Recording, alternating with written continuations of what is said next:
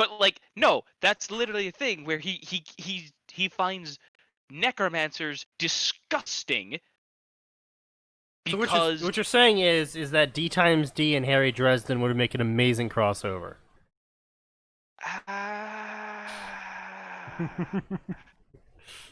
That is basically your logic. Harry ends up part devil because of resurrection. Yeah, I now have access to power of imagination, which is basically my normal magic system, but with less rules. yeah. You know, there are certain characters like Harry Dresden that make for interesting Green Lanterns. Oh, but the color yellow would defeat them. No, actually, the once you get over being afraid, you're good. The color yellow is no longer effective. I just want to point out, considering the stuff Harry deals with on a far more frequent basis than any man should have to, he'd probably be okay. Anyway, so this is Fanfiction Contempt Theater 9000. And on the topic of fanfiction, before we actually start reading, and speaking about D&D, D times D, that is.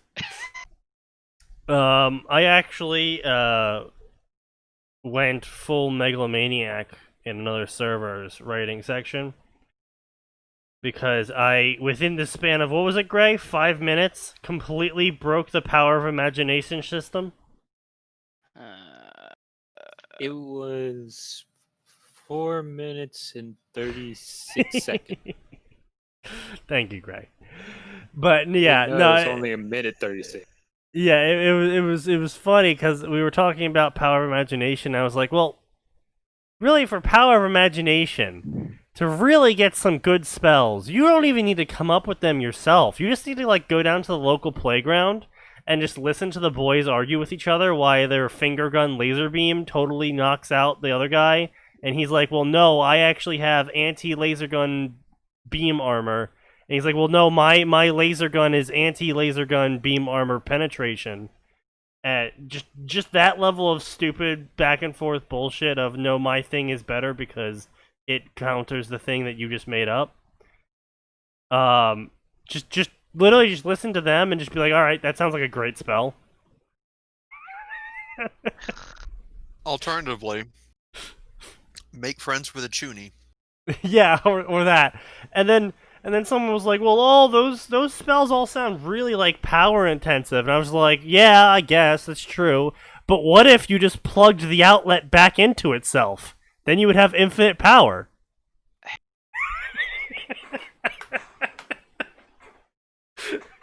The stupid logic. That's how that works, right?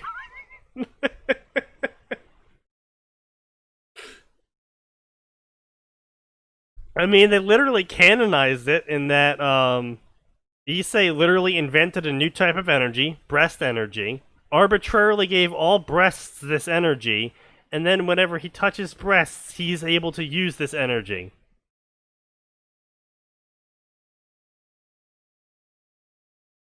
That's canon. I stopped paying attention to DxD at a good time then. I think it was literally just after first time he uses his gauntlet. Yes, that is a great time to stop reading DxD. Let's see. Are we broadcasting correctly? No frames dropped. Looks like everything's in the green. Yep, we are broadcasting correctly. It looks like Twitch just hates us. Because the only people in the chat right now is Max. Oh, apparently I don't exist. Well, alright then. Yep, I'm not there apparently. No, apparently not. Apparently Twitch is racist. Damn. We live in a society. Or it could be the bitrate that just crashed. Nah. Twitch viewers are usually, well, not accurate. Yeah, fair enough. Anyway, so the story for tonight is probably going to be something along the lines of Harry Potter. We haven't done Harry Potter in a while, right? Didn't we have something last Tuesday? Maybe, yes, that's right. That's a good point then. Oh, what could we do? What could we do? There's some Ruby stories we could read. Oh, we did well. We know what we haven't done in a while. I know this is Percy Jackson and Harry Potter, but we haven't done a rewrite story in a while. Oh fuck. So Ugh, this that's author has so helpfully provided version 1 and version 2, so we can compare them at our leisure. that's So, of course, as always, I will be linking the fix into the Discord, and you are not to harass the people, and blah, blah, blah, blah. Oh lord, did somebody do something? Not as Or is far that as I'm just- aware. Thank I think that's God. just I a was normal afraid one of disclaimer. those idiots had done something again. No, as far as I am aware. What are you fucking linking now, you goddamn... Oh, yes.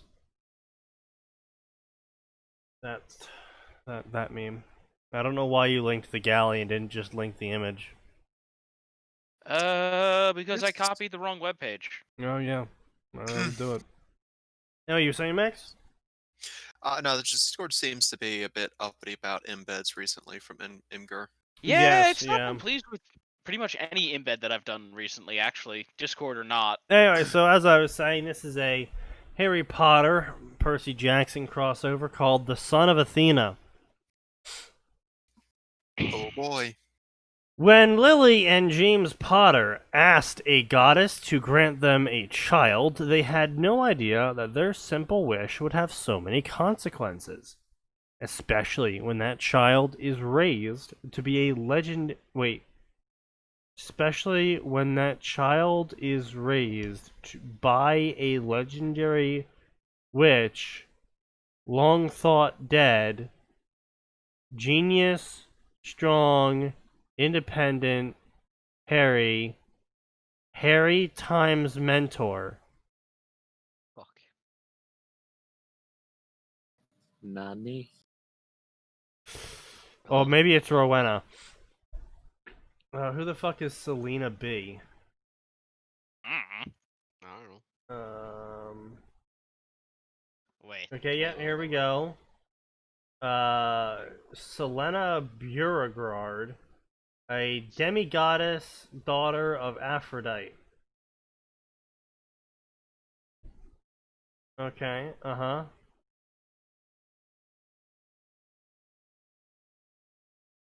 Is that the girl that died in the final book, leading the Ares kids?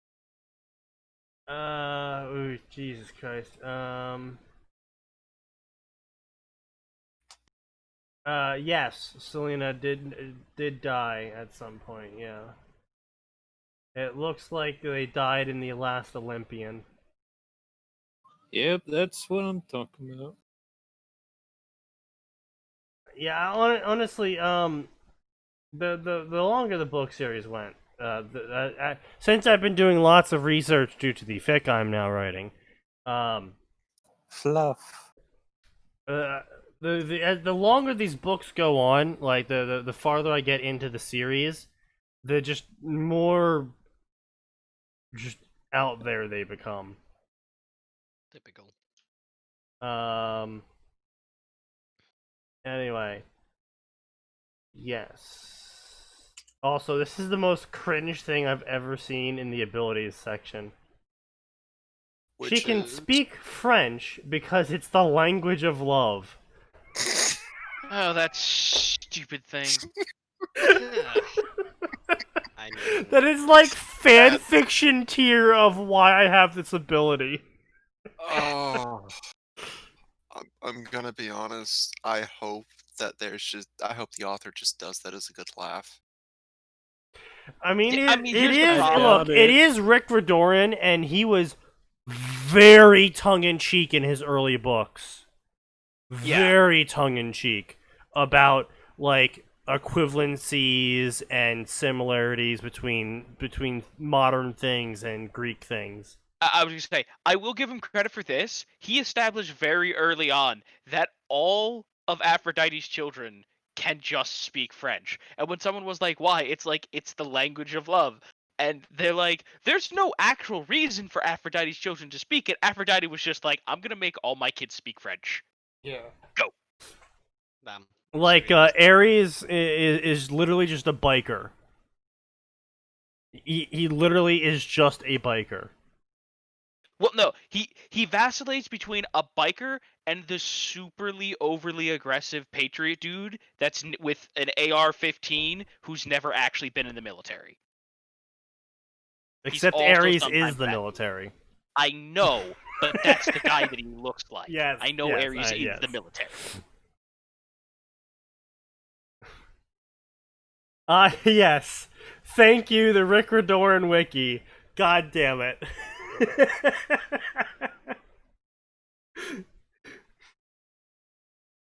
Oh god, what the fuck does RR even mean? Oh, I see. I'm not into the whole Percy Jackson stuff, so I don't know what these abbreviations mean. All I Wait. know is that this is the image used for Percy Jackson. What the fuck is it with Percy Jackson and the Olympians? There we go. Yeah, Percy Jackson and the Olympians. And for some reason, RR is just a bust of her. I'm like, how does that help you at all? That's gotta be some kind of comic or something? It's like, wait, what? How does that help? Like, I can understand with some other characters, it's like, let's look on Aphrodite. Yeah. On other characters, it has the original, the movie, the graphic novel. I don't know what RR is. And then GG is goddess Gamergate. God Guide. There we go. God Guide. But like what the fuck is what does RR even stand for? Couldn't tell you. Reading Rainbow? Rick Radoran, the comic? I don't. That's probably it. Actually, now that I think about it, it is probably Rick Radoran, because he does have a website. Is it Raorden? Not Rydoran. Radoran. I'm gonna look. I'm gonna pronounce his name cares? incorrectly. It's just what I do. Okay. Yeah, fair enough. All right. So it's not as bad as I thought. It's Harry times a person that is question mark sort of his age. So the series itself takes place in 2006, I believe, because that's when he officially wrote the books, and that's when Percy was 12. 12, I think. 10 or 12. And that was 2006. So Harry at that point would have been what? So he's 11 in 94. So that would be 12 more years. So he'd be 23. Okay, that's actually really a little bit creepy. Yeah, fuck. Wait. Harry would be 23 canonically by the timeline, and Selena would. Harry was born in 1980. Yeah. Yeah. So. I'd be 91. Yeah, so he'd be. 26. Yeah, he'd be even older. Yeah. I thought he was born in 83, but it doesn't matter. At the end of the day, it's a 20-plus-year-old apparently dating a 10-year-old, a 12-year-old-ish. That's a little bit weird. See, that's what we in the business call jailbait. And, like, this is sort of the reason why I dislike this whole, like, age-moving thing. Where they're like, oh, well, actually, Harry was born in the 90s. And it's like, okay, well, that completely circumvents... that does not make this appreciably better. Well, no, if Harry was born in the 90s and they're going out... Depends when in the 90s. Like, even if it was, like, 91, even if they had jumped, like, 10, 11 years into the future, Harry would be, what, 14? And she would be 12, 13? I would say, still probably not a good time, but at least it's not, like, super creepy. Yeah, and so it's just I hate the time jump thing. I hate it when authors move the timeline forward because the time period between the 80s and 2010 is massive. It is fucking astounding the amount of inventions and technological advancements that occurred in that 30-year period compared to, say, 1900 and 1930s. Yeah. Right?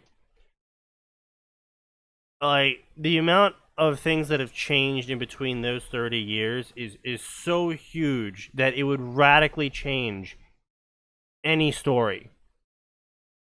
Like, you wouldn't even need to write, uh, like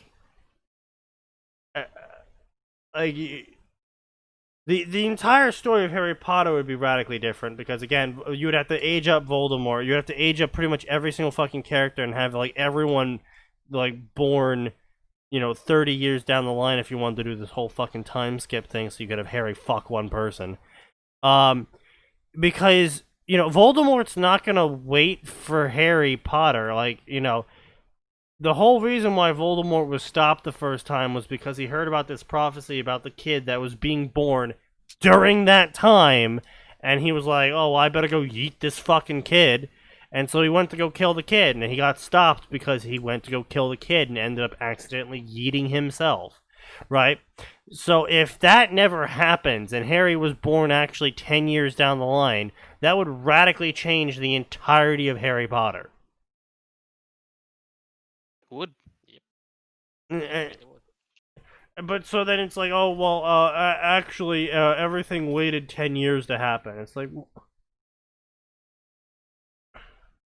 even then, everything waited 10 years. All right, so multiple laws have changed in Britain by now. Increased amount of surveillance in terms of cameras access, phone access, just general, information sharing access. Because keep in mind, if Harry was born in the 90s, that would mean he'd be going to school in 2001. Yep.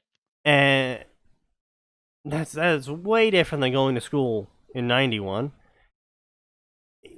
It would be just so much harder to do everything, and then you're doing all of this just so Harry can romance a character from another series?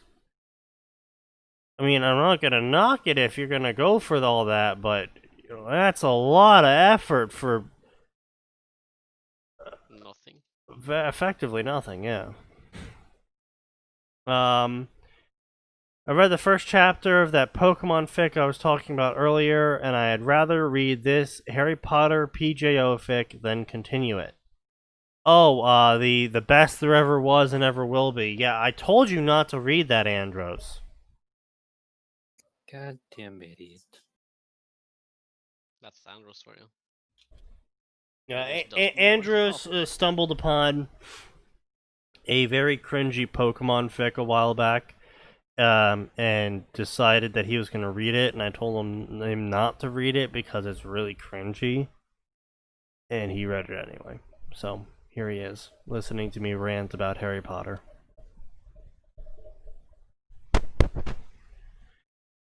Anyway, so this chapter isn't too long, but we're going to mostly accelerate through it, specifically because the author does have a V2 version up. So I mostly just want to see how they did the first chapter, so then we can compare it to how they did the version 2 version. Alright, so we got our first author's note. Warning 1. Everyone is out of character from canon. I have changed all of their personalities to fit my story better.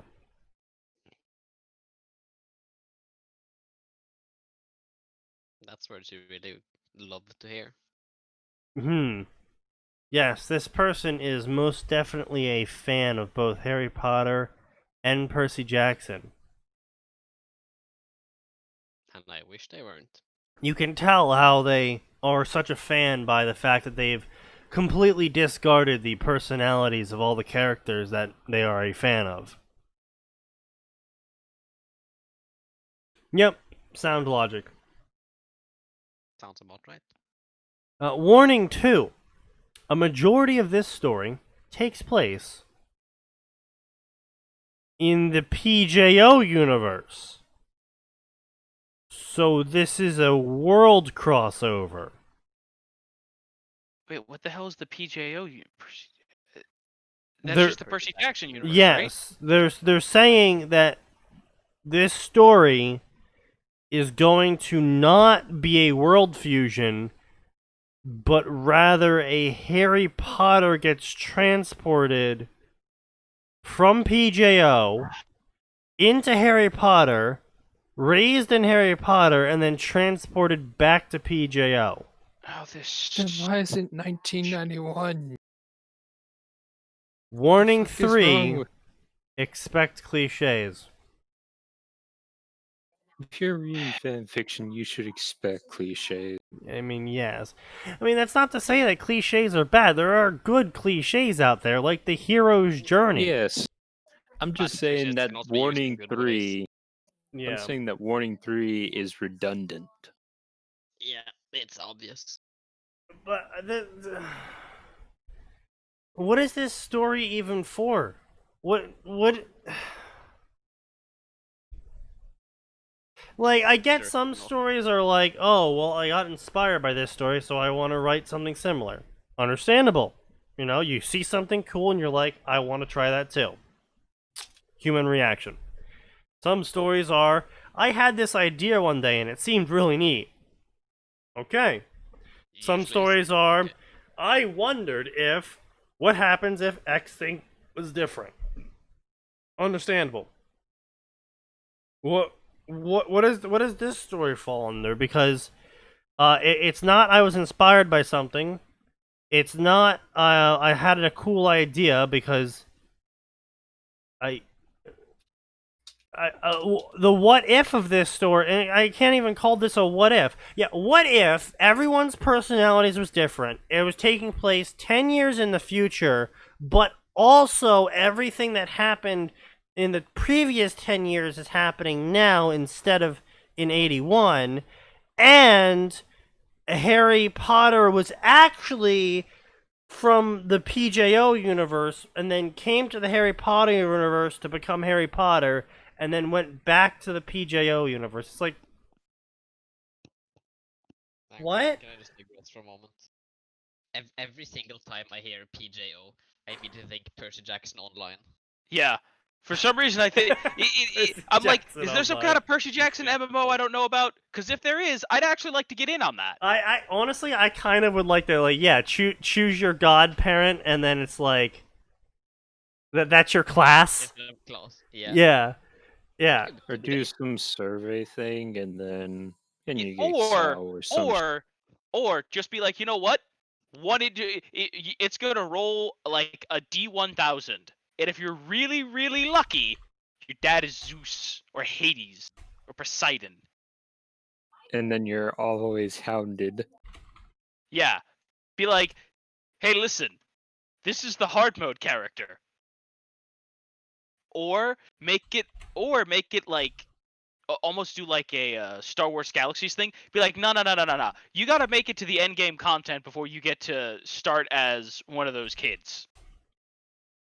Good work. Like a DK from WoW back when you Yeah. actually could.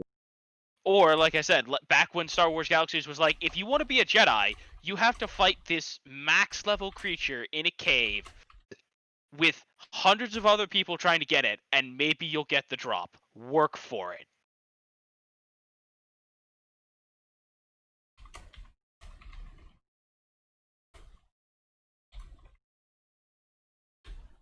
Any comments, Sneaky? No, I agree with everything you said. Cool. But Aura in the writing Discord also did bring up the fact that reminded me of the fact that there is a section of fan fiction where it's called fucking what the hell is it called? It's some combination of the word Ilya and Shiro.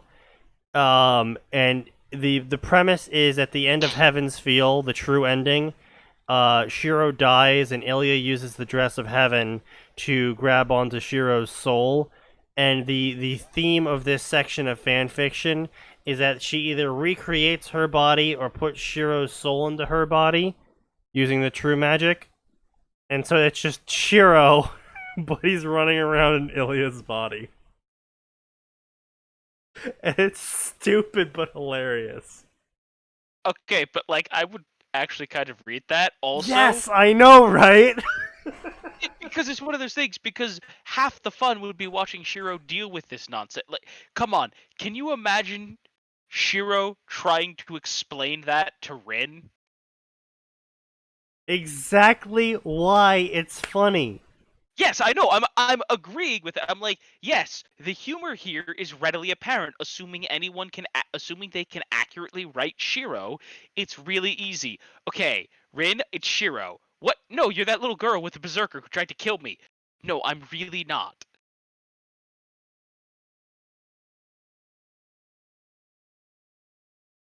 Yeah, pretty much.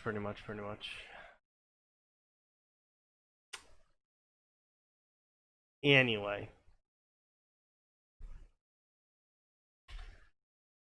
Let us continue. I will try Can and we find. Unfortunately, that Can we just go theme. read some of that stuff? No, Like, for unfortunately, it's real? all dead. It's like all hyper dead. Amelia, thank you, Shadow. I knew Shadow would know it. He's the only person who actually. I'll be knows. honest. I'm just disappointed that there's no decent Fate Harry Dresden crossovers. But no, Amelia Fick are there was few in number, and they're all hyper dead. Wait. Oh my gosh, Max. What? Just replace the Master of Chaldea with Harry Dresden. Hmm. There's I- gonna be know a lot what? of there's gonna be quite a few instances of just like I'll just I- fix this with my revolver. I can already imagine Harry Dresden wakes up.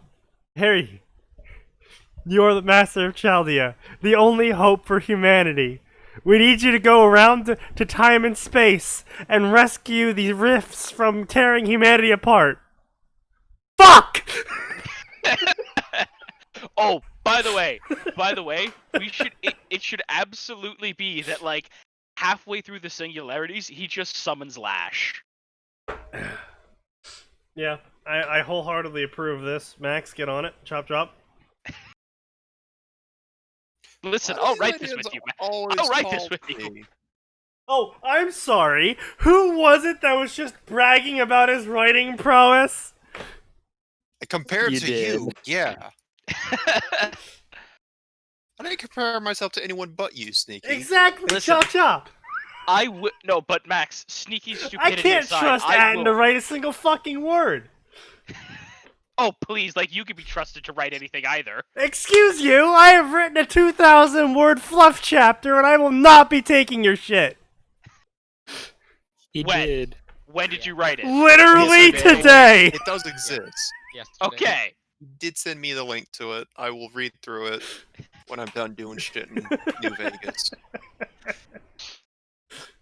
Anyway, so now that we're 30 minutes in, let Now us that we're 30 minutes actually in, we get have to a the great story. idea.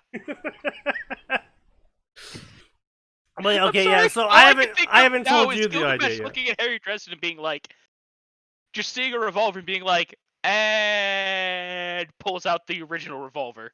Wait, what is that? Somehow the revolver fires a new. I don't know. We're shitposting. Oh, Harry's not allowed anywhere near the other equipment because his magic will fuck it up. Oh my god! The first time they try to race shift him. Atin. Hey, no, you know Atin. what? That actually makes all the side stories way more believable where something goes horribly wrong with the race shifts. Atin, he gets the revolver from Supernatural. Gilgamesh just throws it at him. My master cannot have such a useless revolver. What Take do you mean this. useless? Oh, yes, this is much better. Shoots it once. See, you got any more of those bullets? Just the gate just Tidal rains wave. bullets. Yeah. But Yeah, so before we actually get to this fix, I want to let you percolate on this because I've been asking for help from people because I have no fucking idea what I am doing. Okay. It's a mostly lighthearted, wholesome Yes, I see story. why you have no idea. Yes, about Shiro from Fate Stay Night after the Heavens Feel True ending, getting yeeted by Ilya into the Percy Jackson universe, and just living in the forest, cooking meals with Hestia.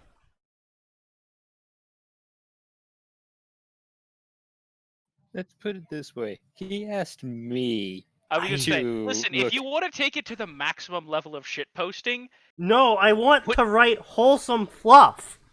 oh, Yeah. okay, I was gonna say, put the other Hestia in there too. No. No. Fuck that. No. Ah, come on, what do you got against Tiny Fucking Lolly? Don Machi gods are like the Aragon movie is to the book. Ooh. And you can't change my mind. You said you needed to. Anyway, October 31st, 1991. Albus Dumbledore placed the bundle in his arms on the doorstep of a house. He knew it wasn't the best place for a baby to be sleeping in a bundle, but they were his only living relatives. The protection on him would not work unless he was with his blood relatives, even if they may not treat him properly. Okay, so this is another thing that I had multiple problems with in the actual canon. And it's one of those things that's given way to a lot of issues in the fanon. In that, canonically, Dumbledore does cite the protections placed on him by Lily as being one of the reasons why he was placed with Petunia. What I don't understand is how he figured that out. Magic. But that's my point, though, is it's just like,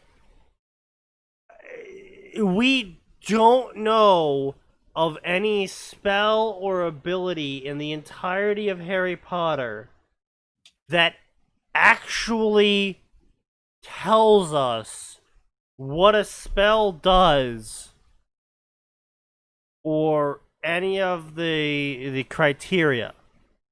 Like, the closest you get is Priori Incantum, which just shows the last spell the one cast.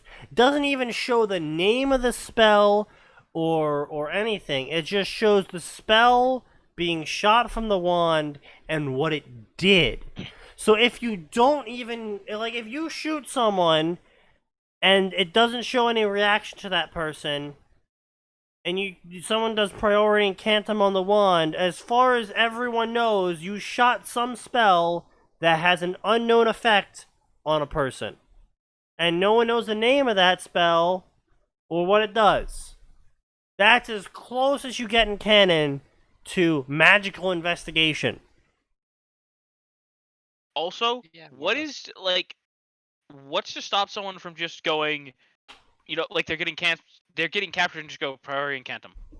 What's to stop someone from just toggling rot? Yes, literally. Yeah, that's the other thing that I don't get either. Yeah, well, How do you I've seen some fanins try and be like, "Oh, well, it shows like the previous 10 spells." I'm like, okay, that would be more useful and like actually usable in a police setting. We But- saw him fire 9 blasting charms and something that had to do with his dick. Engorgio! What? Okay, but wait. Does that make Priori Incantum just the Harry Potter equivalent of clearing your browser history? Yes. Yes. He cast Engorgio on his dick 9 Actually, times. opposite, just revealing. I also do like that Reducto to reduce literally just blows shit up. I mean, It's like, you are following the word, not the spirit. well, I mean, there's also a spell called Reducio. I'm fairly sure that actually reduces. See, that's the kind of thing where I feel like someone tried the first version, went, "Oh God, no, my dog or my luggage," Why did you go to dog? because the wizards are terrible people. Do not kill the corgi. No, why would you use Reductio on a corgi? It's already tiny. You'd use that on like a Saint Bernard or something. Like, God, I have to get this thing to fit in the overhead bin. Casting Gorgio on is Corgi. British. Corgi becomes size of car. Ah, yes. Mad cackling. Yes, my corgi has achieved its true form. Van-sized Corgi squad, let's do it. Corgi squad, roll out. More like bulldoze, but yeah, pretty much. But so yeah, it's just something I never got with canon, and whenever fanfiction uses it, it's like I understand why you're using it since it is canon, but it's a bafflement for me because it's like, how how do you know? Canon, you're better off just ignoring it. Not that I actually support that, but yeah, basically. Anyway, so he also placed a letter with the baby, hoping that the residents of Number 4 Privet Drive would treat him as he, Dumbledore the Great, hoped they would. well, you don't know anything about them except that they really don't like Magic Dumbledore. I feel you may be setting yourself up for an easily avoided disappointment, sir. Yeah, pretty much. It do be like that. You know, with how naive Dumbledore is about Everything. I really expect him to, like, in the modern era, be that kind of person that goes, real communism hasn't been tried yet. No, listen. I expect him to be the guy who clicks on a phishing link because it's like, learn the secrets of dark magic or something. Hold the fuck up. Oh, what link? I don't know why I said that. Phishing. I've been listening to people who don't understand technology too. As I said it, and I'm like, oh god, I've been infected. A phishing link. I'm like, no, I'm like, oh That's- god. Ooh. I'm gonna blame my family for that one. Like, I oh know it's man, phishing. those phishing links. They will do be Phison though. C8, you better. Oh, C8's not here. C8's too busy taking tests. Boo. Trying to improve themselves for their future. How dare they? Exactly. They should be sitting here watching me rant in English. Well, I mean, did you hear that C8 apparently got a 98 on his English test? That has nothing to do with you. His English was already excellent. You don't know that. I find it he's statistically Brazilian. unlikely that we helped improve someone's English. Wait, hang on. Didn't he say he was doing better in his English courses after listening to this podcast? Yeah. Did he? Yeah. If that's the case, then go us. I thought that was talked about in chat. We at helped some someone point during succeed. the stream. Yeah. Like around the time Against his all midterms odds, we were helped hit. someone succeed. Yeah, it was Max, yeah. Anyway, he put a letter down. He took a few steps back, allowing a giant man. Excuse you, Dumbledore, you need to use his proper pronouns and adjectives. He's a half-giant man. Thank you very much. Rubius Hagrid, Damn it, Trump. to say goodbye. Wait, hold on, what? What? Oh, there's just an ad on the TV. Oh. It's Trump lambasting Biden. Okay, but look, I don't think he's the problem anymore. I think Russia and China and India are the problem. I said Russia out of reflex. Yes. I completely they kinda understand. are,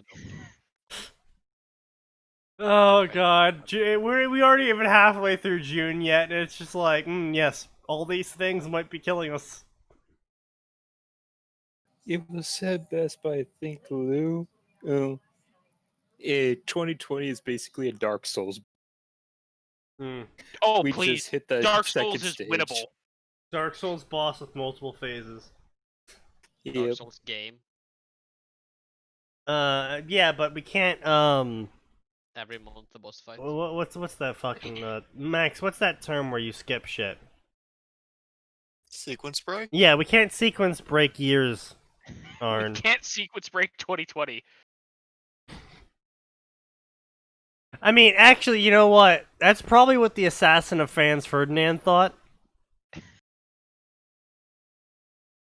So, you know what? A Time friendly to reminder that World War I would never have happened if a man hadn't gotten a sandwich. Indeed. Well, no, it probably would have happened, but it probably would have happened like 6 years later. Yeah, it was inevitable. Okay, yes, you're right. So basically, But- he just sequence broke to the start of the Yeah. war. Yeah. Essentially, yeah. The speed You know, I bet I could level up faster if I kicked a war off. Time to speedrun this war. Oh my god, I'm sorry, now all I can imagine is the saga of Tanya the Evil, but she's trying to speedrun it. that would actually be pretty epic.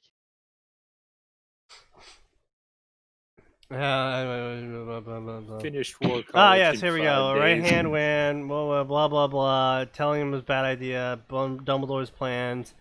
It would not do for the boy who lived to be arrogant, spoiled, and a no-good brat that he would obviously become if he was ever put into a loving household.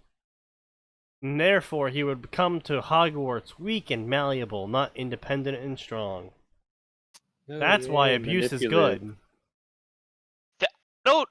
Look, I don't normally like to say words like problematic. We need to unpack this. I literally died a little bit inside when my boss said we need to unpack this to something, and I was just like, oh. Like, he's old, like a packaged idea. No, like, he's old. Like, unpacking something is like an actual phrase, though, used before SJWs. But the problem is that SJWs used it so much and so often that it just became, like, cringe to hear. Yeah. Let's unpack why your statements about race are problematic. Oh, God. Oh, man. Let's unpack your spinal cord. Begin saying every inappropriate word he can think of. Unpack that. The racist song. That's still a great song, though. Dick. The most racist song in the world. That was kind of racist. A little bit. I mean, technically, Maybe it was just a the tiny bit racist. technically it was the opposite of racist, since they mentioned literally every single racial slur in existence, including Alabama. That is fair. Okay, look. I don't consider Alabama a race. It's a sub-race. That's the definition of slur. I'm aware. Okay. Just so we're clear. Just so you're not pulling a nose. Why do you guys always act like I'm racist? Clip. Jesus Christ. But anyway, so The best part was he just kept digging that hole. No, he did. He can't help but dig holes, man. The three of them apparated away to Hogwarts, not noticing that an owl was watching them. Now, the owl might not have had eyebrows, but it was definitely raising them because it had stormy gray eyes, with the gray spelled incorrectly, with white feathers and golden streaks and a very majestic appearance. And then the owl swooped down to the baby, and it turned into a woman. And the woman was totally beautiful, and was just great and amazing. And her gaze was calculating, like she was thinking about literally a million things simultaneously. And she was in Greek battle armor, and obviously, if you haven't picked up on it yet, she's fucking Athena. pretty impressive. But who's there? Eh, Is she Nice. fucking Athena? Or is she fucking and Athena? so Athena picked up her son and held her to the chest. Hadrian Potter. Hadrian Potter. Oh, you know a story is gonna be awful when they say Hadrian Potter. I'm pretty sure freaking Rorschach's blot popularized that one.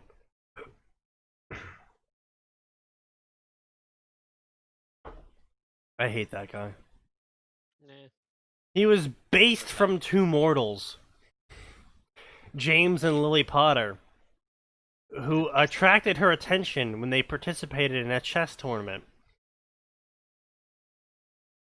While one would expect her to play the ancient strategy game against someone like Garry Kasparov, she had lost a bet to Apollo. Thinking back on it, she should have not bet against the god of prophecies on who was going to win the FIFA World Cup last year. Last year What? being the 90. What on earth is she doing caring about FIFA?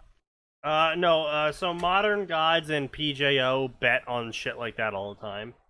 I forgot because I didn't care. Yeah, let's see, Germany versus Argentina, Germany won. Yeah, I can see how that would be an upset.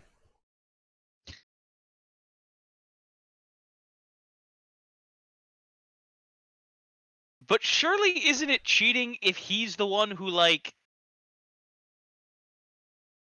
That's literally the point, though. right? That's literally the point. They just make stupid bets like that. Like, because remember, they're supposed to be very humanized. Yeah, as per both Greek myth and Rick Riordan's interpretations of them.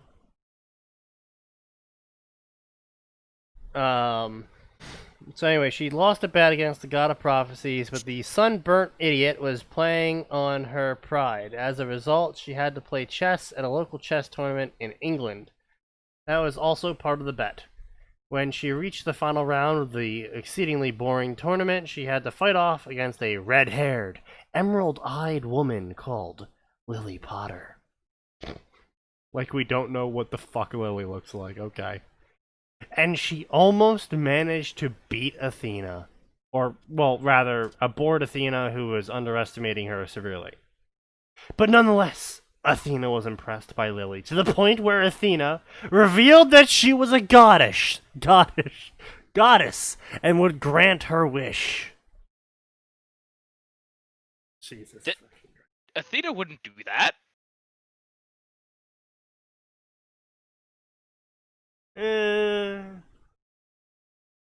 No, she wouldn't go around and grant wishes. She'd be like, "You can ask for a favor, but if it's stupid, get out." Well, it said, her a wish. Yeah, no. Blah, blah, blah. Lily and her husband James, who was also with her, both asked for a child. You know, that could have been taken in a very kinky and other fashion, you know? I Goddess, I will grant you whatever wish you desire. I want a child. With my husband. Oh, okay. She's just like, I mean, I can make that happen, unzips. Wait. With my husband. Continues unzipping. Greek? Oh god. I can still make that happen. You know what? How about you just go?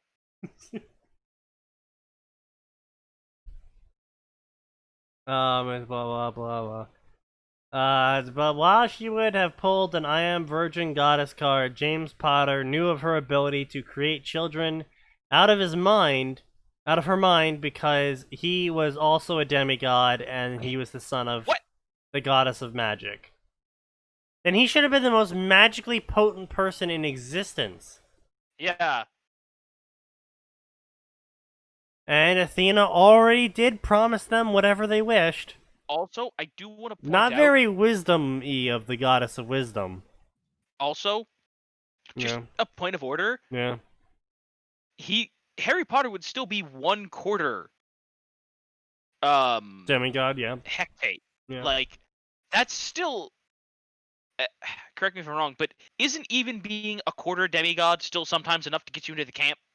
Oh shit, there was something about that there, wasn't there? Like, I think it's like, we'll let quarter demigods in if they're getting hounded for some reason. No, I think it was that quarter demigods and whatnot were like were close enough to gain benefits, but not like benefits. Like, oh yeah, I can control water. More like, you know, I know when I'm it's gonna a rain. fantastic swimmer. Oh yeah, like I'm a good swimmer, or I know when it's gonna rain. You know, like really minor shit, and Yeah. they might be attacked by monsters, but it's very unlikely. I think that's what the canon was. It's been only Years, literal years for both of 14 us. something years since I've read the PJO series, so yeah. What the fuck is this retard doing? I don't know, Shadow. You're gonna have to elaborate on that. There's a lot of stupid stuff occurring. And so she agreed, so she used her omnipresence to spend time with the couple. And then she was so impressed by Lily's analytical and strategic mind and James's secret mastery over all magic that when she gathered enough information, she created Hadrian.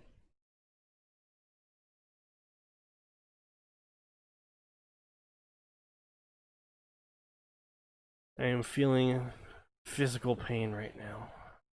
And this physical pain can only be cured by alcohol. Cheers. No, sneaky. Nope, it's fucking happening. I'm at like fucking 8 shots or so. I don't even know anymore. Mix some fucking vodka and coke. No. Not cocaine, by the way, just cola. Okay. It's somewhat disgusting. Yeah, no, I there's a reason why I don't drink vodka with anything. Vodka is best enjoyed straight. Now, chilled versus heated is really dependent on the vodka manufacturer. But I'm gonna disagree on the point that vodka straight tastes like fucking window cleaner or something. Rain cleaner. well, again, really depends on the manufacturer. Some of them, like the Haku I've had, was very smooth and nice. Even better when cold. Like the cheapest shit I found. Yeah, that's gonna taste like window cleaner Okay, because listen. that's effectively window cleaner. I was gonna say it's because it is window cleaner. Yeah. Like, there's a reason why I joke that Texan vodka is paint thinner. Because you can use it as paint thinner. Yeah. Understandable. I usually get things with flavor, but Yeah, like when you buy vodka and not gonna do that again. Yeah, just listen, cheap vodka. Great Yeah. if you're trying to if your sole goal is to be inebriated as quick as you possibly can, great choice. Yeah, well, the problem for me is my actually drinking it. I still remember the time my roommate came in at 1 a.m. in the morning during college with paper bags wrapped in a plastic bag on his feet instead of shoes, with a brown bagged 40 in each hand in his pajamas. And I look at him, I'm like, what the fuck? And he's like, I feel so poor right now. And I'm like, where's your shoes? I sold them for vodka. And he's like, I don't know either. What do you mean he doesn't know? But I have my 40s. Like, oh my god. Fair enough.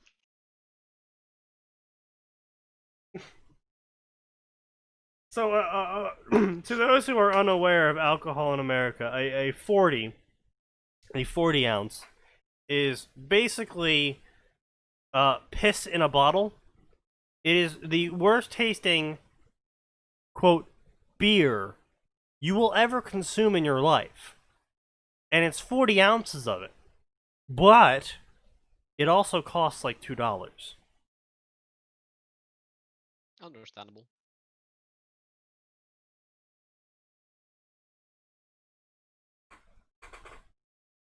Which is why the joke is that poor people drink it a lot. Yeah, makes sense. We don't really have anything like that here because, well, there's a literal alcohol monopoly by the state. And I fucking hate The it. state has an alcohol monopoly. Yeah, there's only like one store that can sell things above 10%, I think. Something like that. And that's like literally called the wine monopoly. That's the only place you can get actual alcohol. That is So it impressive. tends to be kinda, well, let's just say up-priced a bit. Yeah. It's not cheap. Cheap alcohol just doesn't exist. I mean, especially considering the fact that it's fucking in Norway. And cheap generally doesn't exist. Yeah, don't you guys go to Sweden to get cheap shit? I mean, those who live closer to the Swedish border, bless their souls, rest their hearts. They usually do that. But me, Because I know that's what happens with Canadians up here. Yeah.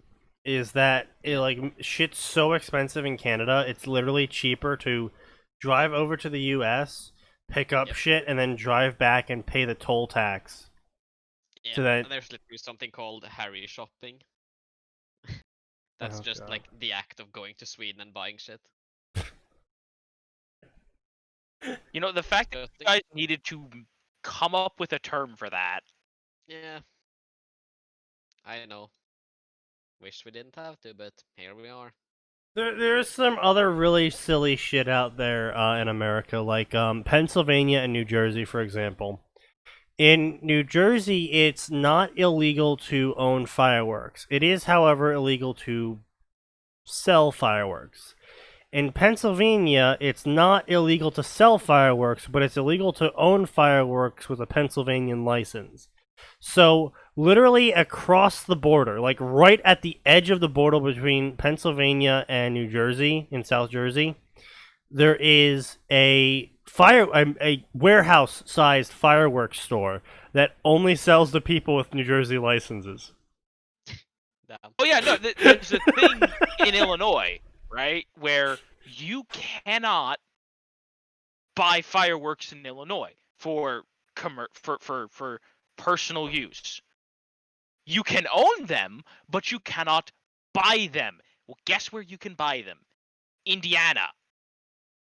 So Yeah. all of the highway stops that go even remotely near Indiana, there's this dude. Hold on. I gotta remember his name because I see his billboards all the time.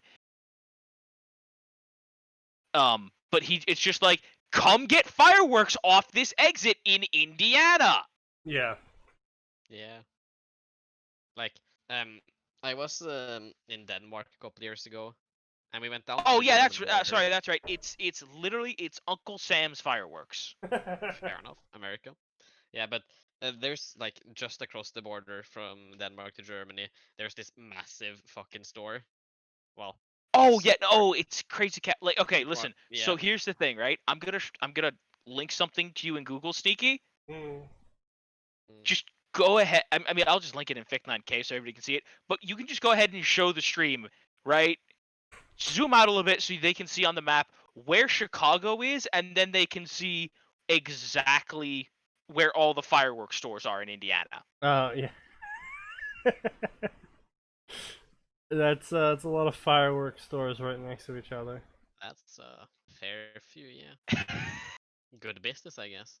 Well, of course, because we can't buy them here, but you can totally just drive right through there. It's like not even an hour outside of Chicago, and you get to Whiting, Indiana. That's capitalism for you. Some good shit right there.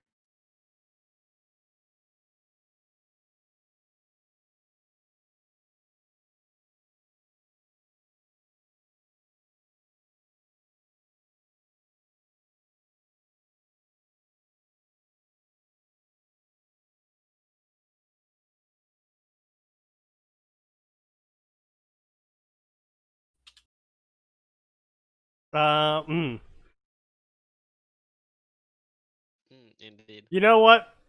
That's a very good meme there, Cancer. I appreciate it. It will be a fine addition to my collection.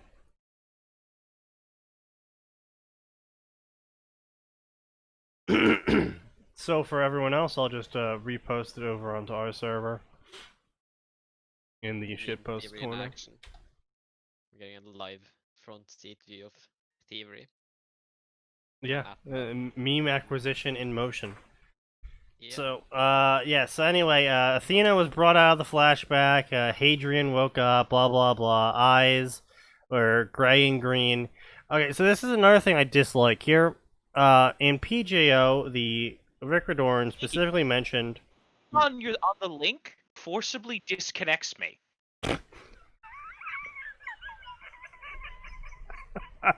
Yeah, oh, that's because What you just the linked fuck? the actual... You linked to my server, Sneaky.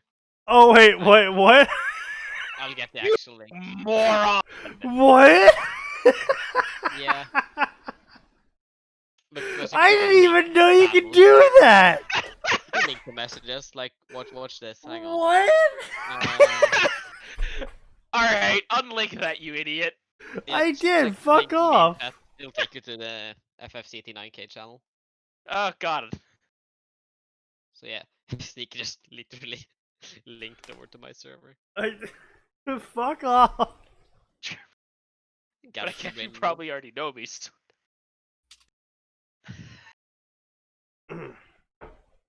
Yeah, anyway, so part of PJO's universe is that, specifically it was mentioned that in every child of Athena, her gray eyes were always there. Like, every single child has Athena's eyes. Author of fanfiction. Yeah, actually, his eyes were an emerald gray. Death to the author. It made them more beautiful than her own eyes. Should she add that to all her future children? No. Hadrian would be special. Jeez. Great parenting, Athena. Great parenting. It's not like your children don't already have no, expectation issues. Max, the author's doing it. He's talking out of his ass. Wait, what happened? The gene that codes for eye color cannot be modified to display more than one color in the same eye. Works. Wrong. Oh boy. Literally, you can Google multicolored eyes and be proven wrong in 2 seconds. Yeah, that's a separate type of Hinata with her rainbow eyes. Wait, why does she have rainbow eyes? He's referencing something stupid we ran into way back in the day. Oh, what was that, back in 2014? Man. Yeah, it was a long time ago. But yeah, so the author proceeds to talk about biology out of his ass without even doing a light Google search to see if it's possible. I would say, just and for the looks like record, a the only dumbass. time I've seen the story that I allowed to get away with rainbow eyes was when there was an alchemist who she made all of her money by making super drugs for all the magical creatures. Yes. Who had like stronger than normal. But her job was to make it so that Wolverine could get high. Basically, that was her job. That's a fair task. It's like, listen, she's like, do you know how bored vampires can get after thousands of years? Sometimes they just want to get high. I can help them with that and charge a premium for it. It only happened because he had magic, and his magic made his eyes merge with his other eyes that he would have had if they weren't her eyes. What? What? Excuse me? I'm Would you adding like to try that again? I'm adding words to the author, but that's basically what he's saying. Is the author is saying is that because Harry Potter had magic, somehow multiple eye colors merged into his genes.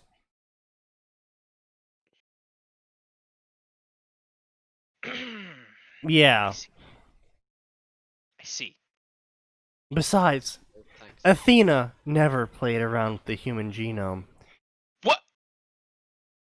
I do not believe that for a minute. Even though she had already removed the short-sightedness gene from her son. That's okay. Short-sightedness is not a gene. Apparently it is. Since she raised the fetus in her mind, she could remove or modify genes she felt would be detrimental to her child's well-being. She was also... The human genome, but I am a eugenicist. I don't ever modify the human genome. Unless it's to remove things that I consider inferior. I was gonna say, but don't like Mm. several of the of her kids in the books need glasses? I think so, yes. She was also against making them into mutants like the X-Men. Wait, what? Don't know. Any condition of the eye was amongst the That detrimental to my wait, child list, and it was fit to be expunged. Can you please scroll back up? I have to know if you were shit posting. No, that was actually there. Yeah, no, that was. Thank you, Grace, Dicey, G-Dog. Cool. What? I hate mankind. Thank you. Welcome to alcohol. Hadrian giggled in Athena's arms, causing her to smile, which turned into a frown. She recognized the look in his eyes. Recognition. There are much That better is a ways you could very put that. poor sentence. That should not be possible! He had never seen her before. She had sent him to his parents as soon as he was born, like she did with all other children. The only way he could have recognized her was through a portrait, and she knew that the Potter Manor had very accurate portraits of the gods. Of course, they were just paintings and not magical talking kind, but that wasn't possible. His memory should not be so developed at this stage. Unknown to her, the thought that was going through Harry's mind was, "Look, Harry! I'm talking in the third person in my own brain? This is the portrait." Age 0? Oh, he's remembering what his parents told him. That wasn't clear at all. That does not make this So anyway, appreciably so better. Harry's remembering his parents say, "Look, Harry, this is the portrait of a very important woman who helped us. Your father and I have the honor of being her friend." So, here there is multiple issues I have with beyond just Harry remembering. So, I could buy We'll just table that issue for the now. mother pointing to the portrait. Harry remembers her mom pointing at portrait. Doesn't understand what the portrait is, but it's like, oh, I've seen that before. From a 1-2-year-old baby, I can buy that. You know what? Okay, yeah, I sure. would say they possess shape recognition. They don't possess object permanence, but they do possess shape recognition. Okay, mom points at that thing. I look at thing.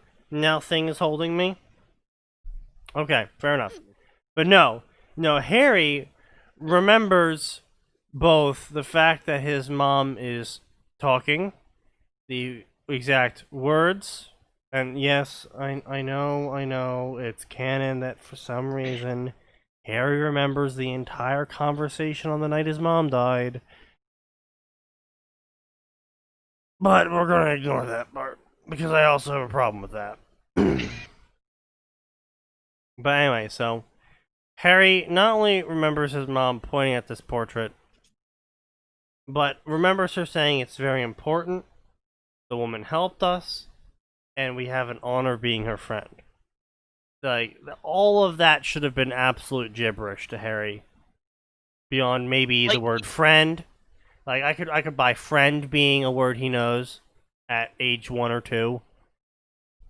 Harry being a word he knows. Help, maybe. Here's the thing, right? I could have bought even just that, right? Mom, right? As much as he can remember the concept of mom, made like happy. She sounded happy looking at that thing, right? So he associates that with happy stuff. Sure. All right. That's much more likely for a 2-year-old, right?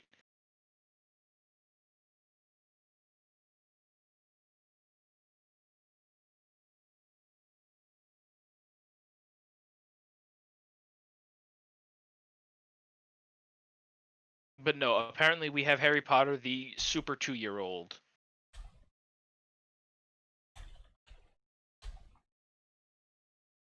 Yeah, the Super 2.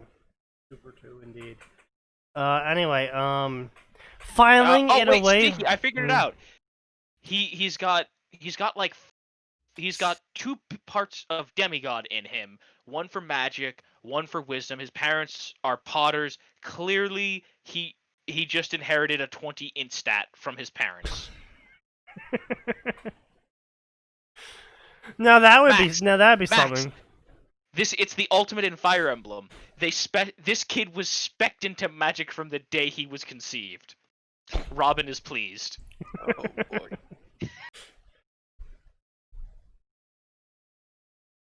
Robin, stop playing eugenics with the children. No.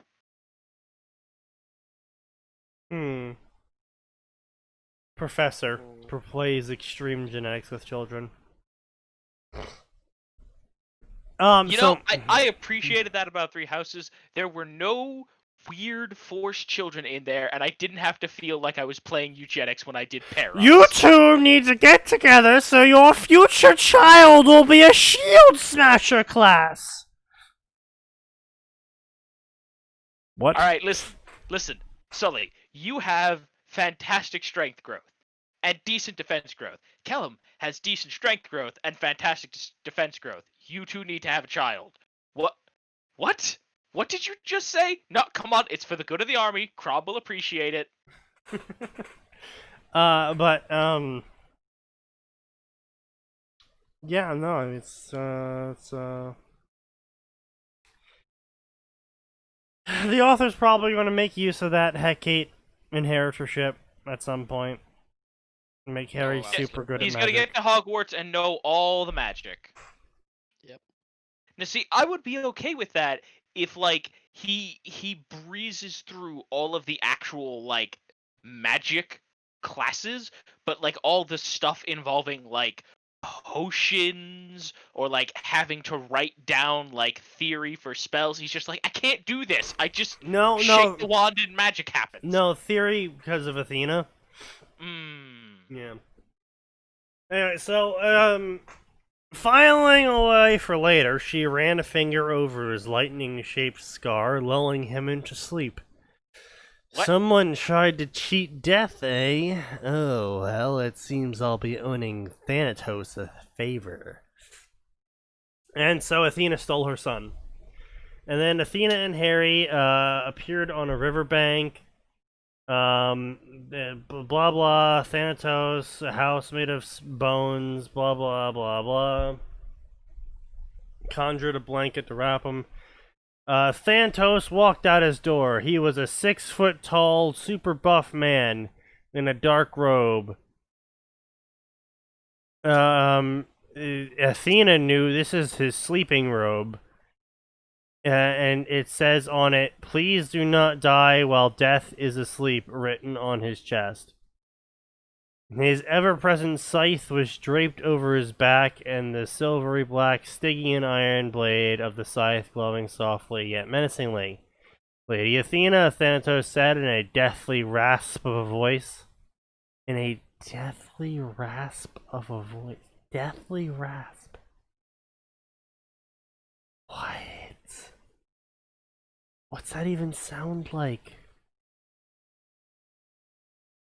Rasp, I get. Deathly rasp.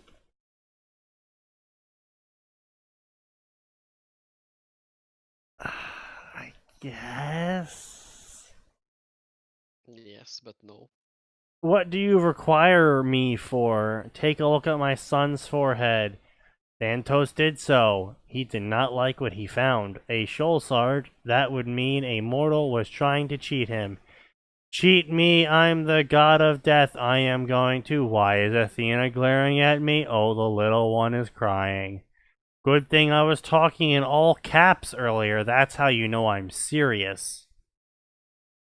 Thanatos then realized he was not only releasing a deathly aura that would have sent the strongest of men and women crying, he was also thinking out loud, really loud, and shoving his thoughts into the baby. That Athena was glaring daggers at death, all while comforting her son, who was crying loudly from being woken up by Thanatos' thoughts. How she did it, Thanatos had no idea, and he did not want to find out.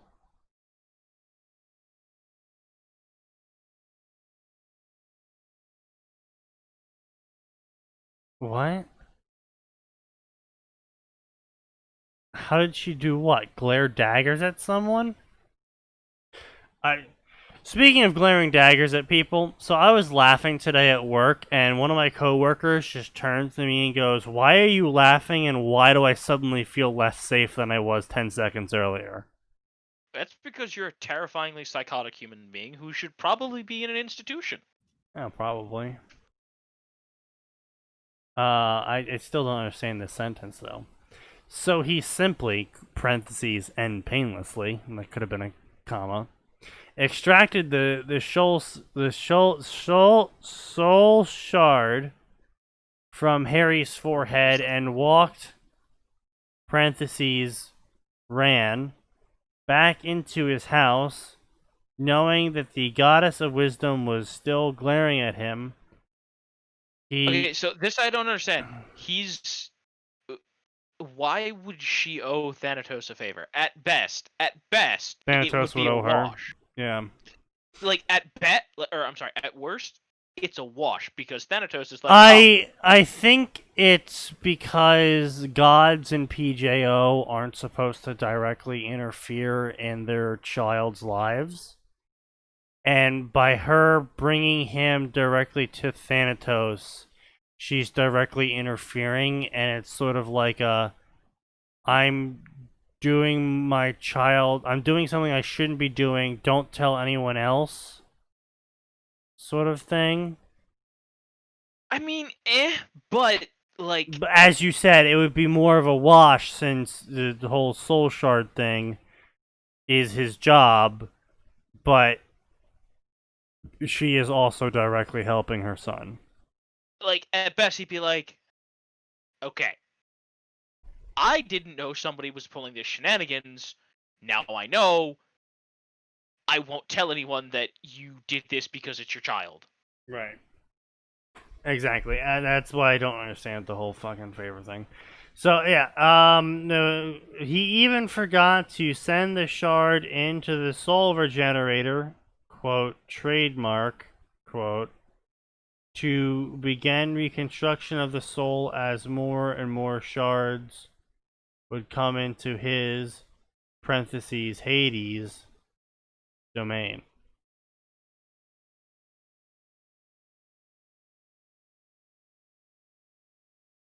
What? Everything that's been said here is dumb, and I feel lesser for having to hear it. See, this is what I'm talking about when I say when you include original elements into a story, you actually have to explain them. Even if the characters themselves all know what it is, you have to give at least then enough context clues to understand what's going on. Like, as far as PJO is concerned, soul shards aren't a thing. So when you try and do apparently a fusion world, but it's not a fusion world because it's taking place in the PJO universe, which is for some reason separate from the Harry Potter universe, but not separate because Thanatos knows about soul shards, and his father was the son of Hecate.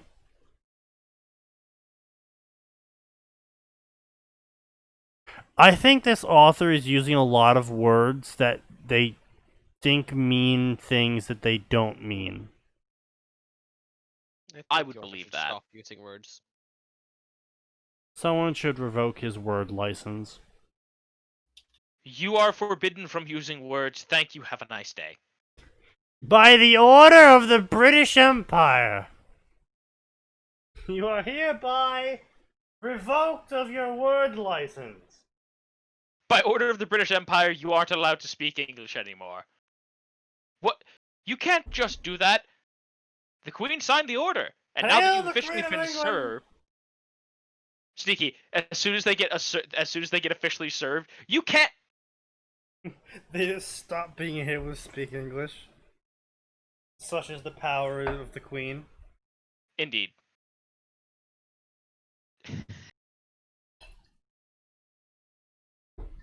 Sneaky, you cast Modify Memory at the 9th level to remove their ability to speak a language.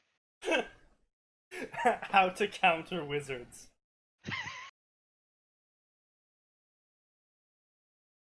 Again, high-level magic used for petty things. My jam. Shit, I lost a 50,000 gold bet. Modify Memory.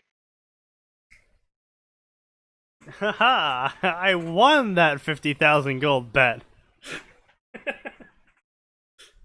No, see, that's the clever thing to do. Like, I like the idea of the wizard just panicking and just erasing just erasing the last hand from everybody's mind. Not making himself win it. No. Just the last hand didn't happen. You could have made yourself win. Shit, why didn't I think of that? Modify memory. Haha! Good thing I thought of that. Sneaky. Everyone passes the check the second time. Hey, wait a minute. Did you just try to make us think you won the last hand? I'm not sure why. You won the last hand. Wait a minute. Indeed. Anyway, so then Athena disappeared, and then Athena was acting like a normal human in a penthouse in Manhattan, and she's super rich, and her room is super rich, and everything is like super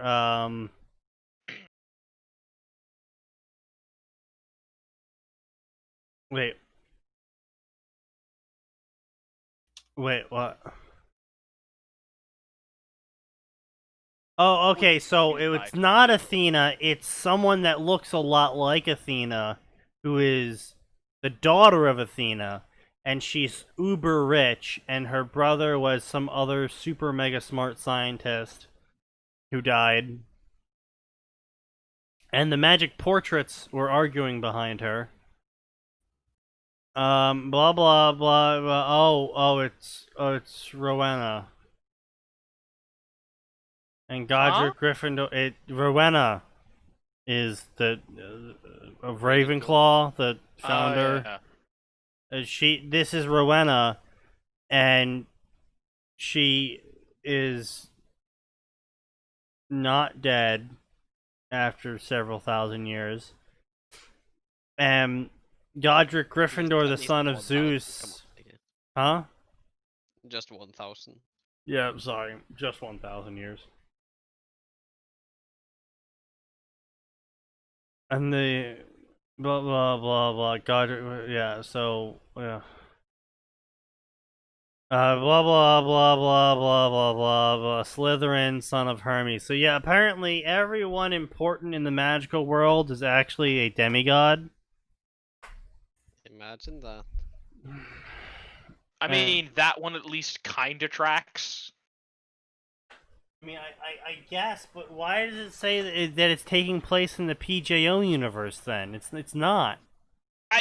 This is a world fusion that... Because they're dumb? I don't know, man. You're looking for answers from an idiot. That's fair. This author is clearly not intelligent. Oh, you're talking about the author.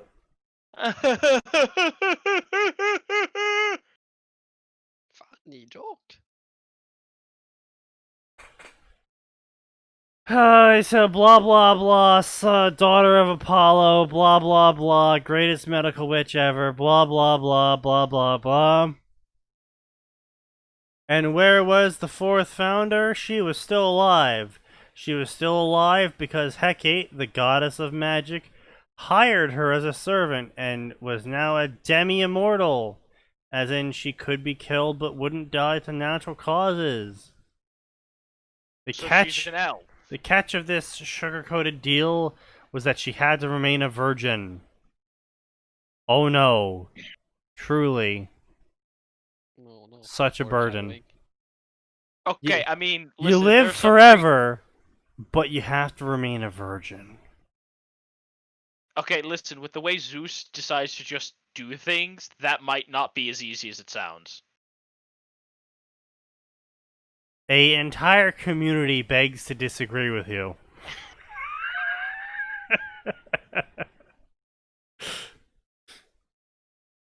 But yeah, I mean, in the modern day, listen, we got plenty of solutions for you. I'm just saying it's easy to be a virgin. All you have to do is play Magic the Gathering. Pretty much. Purity of the body was required for a goddess to grant you agelessness. Nonsense is this? That's Also- that's actually nonsense. Also, the Greeks were super chill for the most part about, like, casual Friday sex. Well, I mean, yes, Which- but no, the thing is that the author is trying to use that the gods and goddesses could only grant you agelessness if you were a virgin, and uses Artemis and her hunters as proof. Artemis's hunters in Rick Riordan's books took a vow of chastity and maidenhood, because she was the goddess of maidens, for the power that she bestowed upon them. And even having sex wouldn't break that. It would be the goddess casting you out for doing it, which she would be required to do as per the contract that you two had with each other, that she would be required to follow because she is a god who is bound by such things. But, like, even losing your maidenhood wouldn't kick you out of the hunters. It would be Athena kicking you out of the hunters that would make you lose your powers from Athena. Which- Artemis. the way, she did kind of have to catch you. Well, she could tell, because she is the goddess of maidens. Right. And she could tell when someone is no longer a maiden. But I believe, but didn't she, and I'm, correct me if I'm wrong, didn't she have to be, like, at least looking at you for that? Like, if you could just, right, you could try to pull an Adam and Eve, but you might actually get away with it for a while. I think that was actually a plot point at some point. But as far as I know, it wouldn't be like an immediate thing. Like, she wouldn't just be like, boom, someone's broken the deal. I think it was she has to see them and be like, hold up. But considering how much she interacts in the stories with the maidens, I think it would be basically impossible to hide that, because she basically lives with them and hunts with them constantly. But that was like the worst example you could have given, though, because it's a goddess of maidens giving maidens immortality as long as they kept their maidenness.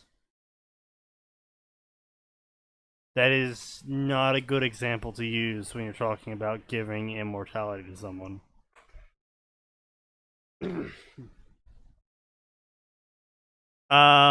Such is the case with Rowena. She had to remain a virgin or she'd be fired and become mortal. Monotonous, goddess was workaholic. She prayed to her mother constantly for a child. Oh wow, how convenient! Rowena, the child of Athena, constantly was praying in modern times to Athena to have the ability to raise a child. Athena just so happened to find Harry. Hey, I think I can help you out. No, she actually made Harry. important difference. I mean, yes, she did make Harry, but the thing is that Harry did grow up for 1 to 2 years with the Potters before that. Yeah, but she still made him. It's still cringe. It's like there Did is she a watch level that? of convenience that I will buy. Like if the author just left it as Rowena was looking for something more to do with her life.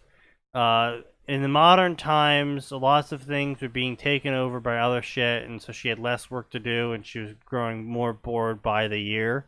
I would have been like, oh, and then Athena shows up with Harry. That's convenient. How good for everyone. But it's Yeah, like Rowena just happened to be praying for a child to raise. Like, come on. But I suppose that's the nature of fan fiction, is you gotta learn the lines, I guess you could say. It's sort of like telling a good lie, in that if you go too far and you make things too convenient, people will be like, oh, hold the fuck up. That's clearly a lie. But if you make it sound believable enough, most people would go, yeah, that seems reasonable. I'll buy that. I'll buy that for $1. I'll buy that for $2. Boom, I win.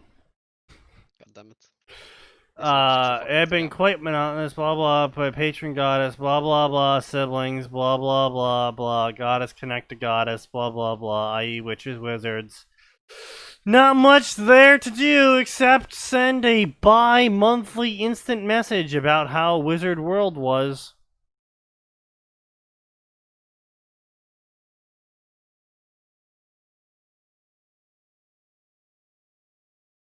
Really? You're using AIM or some fucking equivalent to contact your goddess and being like, yo goddess, what up? Wizard World still wizardy. Send. Wizards are still legits. Like, it's not like a letter, you know? It's not like an email. It's an It's instant. not like an iris message. It's like, it's a fucking text message. Wizard World still has wizards. More Still level. sexist. Still racist. Yeah, it's just like Still eugenicist. heavy eugenics in progress.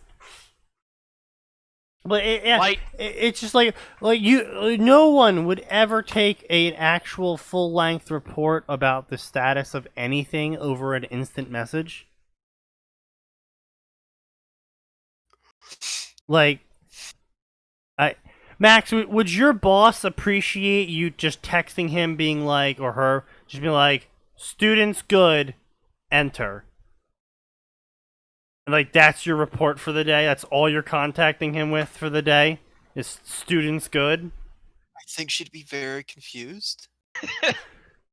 Especially since I don't make reports. Oh, okay. There you go. I thought you would, considering that you're like some third-party attachment. No. My coworker He's the is a mad cats of the IT Oh, department. Is okay. that what you're my saying? coworker is a third-party attachment. I work directly for the county. Okay. Yeah, because especially when it comes to government positions, they love their reports. They love their paperwork. Yes. No, But that'd be like my. they do that make sure would be we like- go up to useless meetings. Oh yeah. Oh, I love those useless meetings. Oh my god, I could tell you all about the useless meetings we had at ICE, and it was just like, wow, why are we having a meeting about this? This shit is obvious. Like, I can tell you, if my boss asked me for a report on like how my project to resource all the cardboard boxes we buy, because we buy a lot of those because we ship a lot of stuff, is going, and I was just like, it's going good, it's going good, it's going. And Hello, text Sebastian. Welcome to this podcast. Here we critique poor English. We tell tall tales, and you could probably learn message. a We thing or mock people's two. bad fan fiction. If you keep an open mind, you can probably learn a thing or two from just telling stories. Me telling stories, Atin telling stories, Max listening. Max occasionally chiming in when he's bored. But no, yeah, just stick around. If you have any questions, I'll be happy to answer them. Of course, anything that distracts us from reading this horrendous abuse of the English language, I am fully welcoming. Bless you, idiot. But yeah, Thank no, there was some times where we had a meeting one time in ICE, where they were like, when a caller calls, be sure to take down the physical description of the person they're calling about. And you're just sitting there like, why are we having to be told this? And I'm just sitting there like, Because you know one of your coworkers What? is an idiot. and then someone raises their hand. And I'm like, what part of that was not clear? All of it. Sneaky, the part where they had to do actual work. Just all of it. Oh god. I need to exit this mental writer's block. I must finish my tale. Yeah, no, writer's blocks are always pretty hard to get over. Some people think that writing different stories will help them get over the writer's block, and honestly, I'm kind of 50-50 on that when it comes to recommending help to other people. Because Depends. I've also seen a lot of burnout in people that try that. Sometimes it can be good to just, like, honestly, go read another book or something, right? Yeah, you right, might find exactly. something that inspires you. Now, Right. the important thing to note there is, don't rip something off wholesale. Do get inspired, right? Like, Right. oh, that's a really cool thing, and I see how I can work that into my story, right? If you Right. can see something and immediately be like, yes, I can work this in, great, use it. Don't go, that's a really cool idea, I want to fit this in my story, because then you might end up shoehorning something garbage in, and you'll be Right. worse off. Exactly. Or, well, maybe not something garbage, but something that doesn't fit in your story. Like, for example, Shadow here, the Distorted Shadow, he's actually got quite a successful Fate Stay Night story running right now. And he has a Discord for fans of his to post shit in. And he recently got a suggestion to add a bridged Alucard into his story as a cameo, as a dead apostle. Just like he shows up and says some abridged Alucard lines and then leaves, and that would be hilarious. And it's just like that. No, not at all.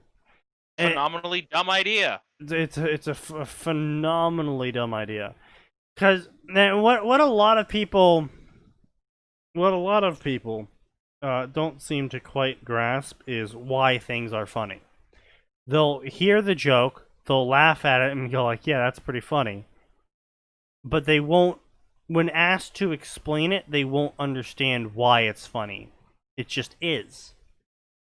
And because they don't understand why something is humorous, they'll try and insert it into every fucking thing, thinking, well, it was funny in the X, so why wouldn't it be funny here? And, maybe they'll reread it and they'll be like, haha, it's a funny thing. But they won't take it into the greater context of either the story or the pacing or how characters are portrayed or how the story is portraying itself. Say if it's a dark, gritty story, and then suddenly Alucard shows up and goes, "You cheeky cunt dick waffle," and then leaves. It would just be like a what the fuck moment. Why did you put this here? Why did you think this was a good idea? Trick question. They never did. If I I think win, it's hard. Toshiba gives me money if I figured out how to finish my story without a designed final. My final, it's like the final of Lost, but worse. That is impressive. The finale of Lost was utterly horrendous. And if your finale is worse than Lost. I am truly I'm actually kind of impressed. impressed, but simultaneously depressed that you did such an abomination upon the world. Keep up the good work. Anyway. Let's see, blah, blah, blah, blah. And yes, she had contact with Hecate. I mean, I would certainly hope you would be able to contact your boss, who specifically hired you to do a job. No, be fair. There are some very absentee bosses out there, my man. Yeah, that's fair enough, yeah. Still, unlike Artemis, Hecate made her demi-immortal servants, or rather, single servant, given that she was the only one, sign contracts detailing their job, what they were allowed to do and what they were not allowed to do, like a regular contract. Okay, but that's literally what Artemis does as well. She literally has a swearing ceremony. They do the same. And she does outline exactly what you're not allowed to do. Have sex with a man. The end. I don't know what's complicated about that. Unlike Artemis, I actually have a paper telling me what I can't do. Like,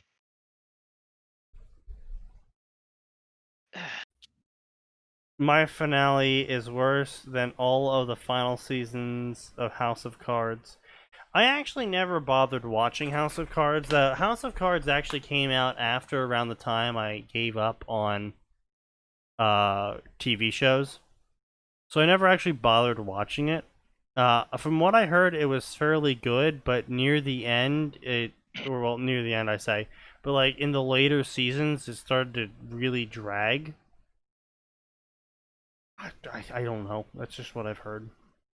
like concept-wise, I was just like, this doesn't do anything for me. Yeah, pretty much. What's it about? Some dude being the president. Well, I mean, it's also about corruption, political backstabbing, PR moves, all the general shit that happens in Washington, D.C., and I'm just like, oh, wow. That's what I want to waste my time. It's stuff that's reminding me about how garbage my political system is and how broken it is. Yeah, I know, right? Just what I wanted to do with my free time. Yeah, exactly, yeah. Hey, my votes don't matter, and political lobbying is rife and abusive, and it's all done by people who might once have wanted to make a change, but have since been sucked in by money and the promise of an easy career that they can slide through for the rest of their lives just by manipulating a few political boundaries. I know, yeah, basically.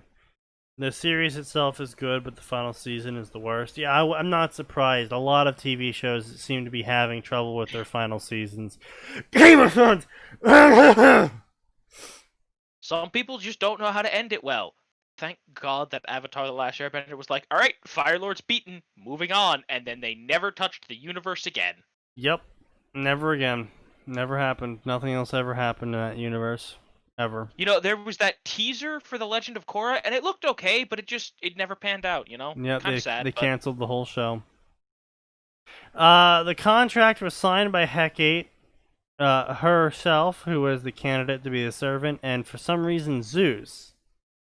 As unlike Artemis, Hecate did not put on an adorable expression before asking for permission. What? Nani? Do you think they meant asking for forgiveness, maybe? No, permission. No, but maybe they're stupid and they forgot what the saying is? That's the only thing I got. No, I think what they're saying is that Artemis isn't the one that grants demi-immortality, it's Zeus. Basically, what the author is saying here, from what I can decipher, is that Hecate writes up a contract and then outlines everything in it, and then has Zeus signs off it. Zeus sign off on it. agreeing to this contract as it is written. Well, Artemis instead just goes up to Zeus and acts moe as fuck and goes, Zeus, can you make this person immortal for me?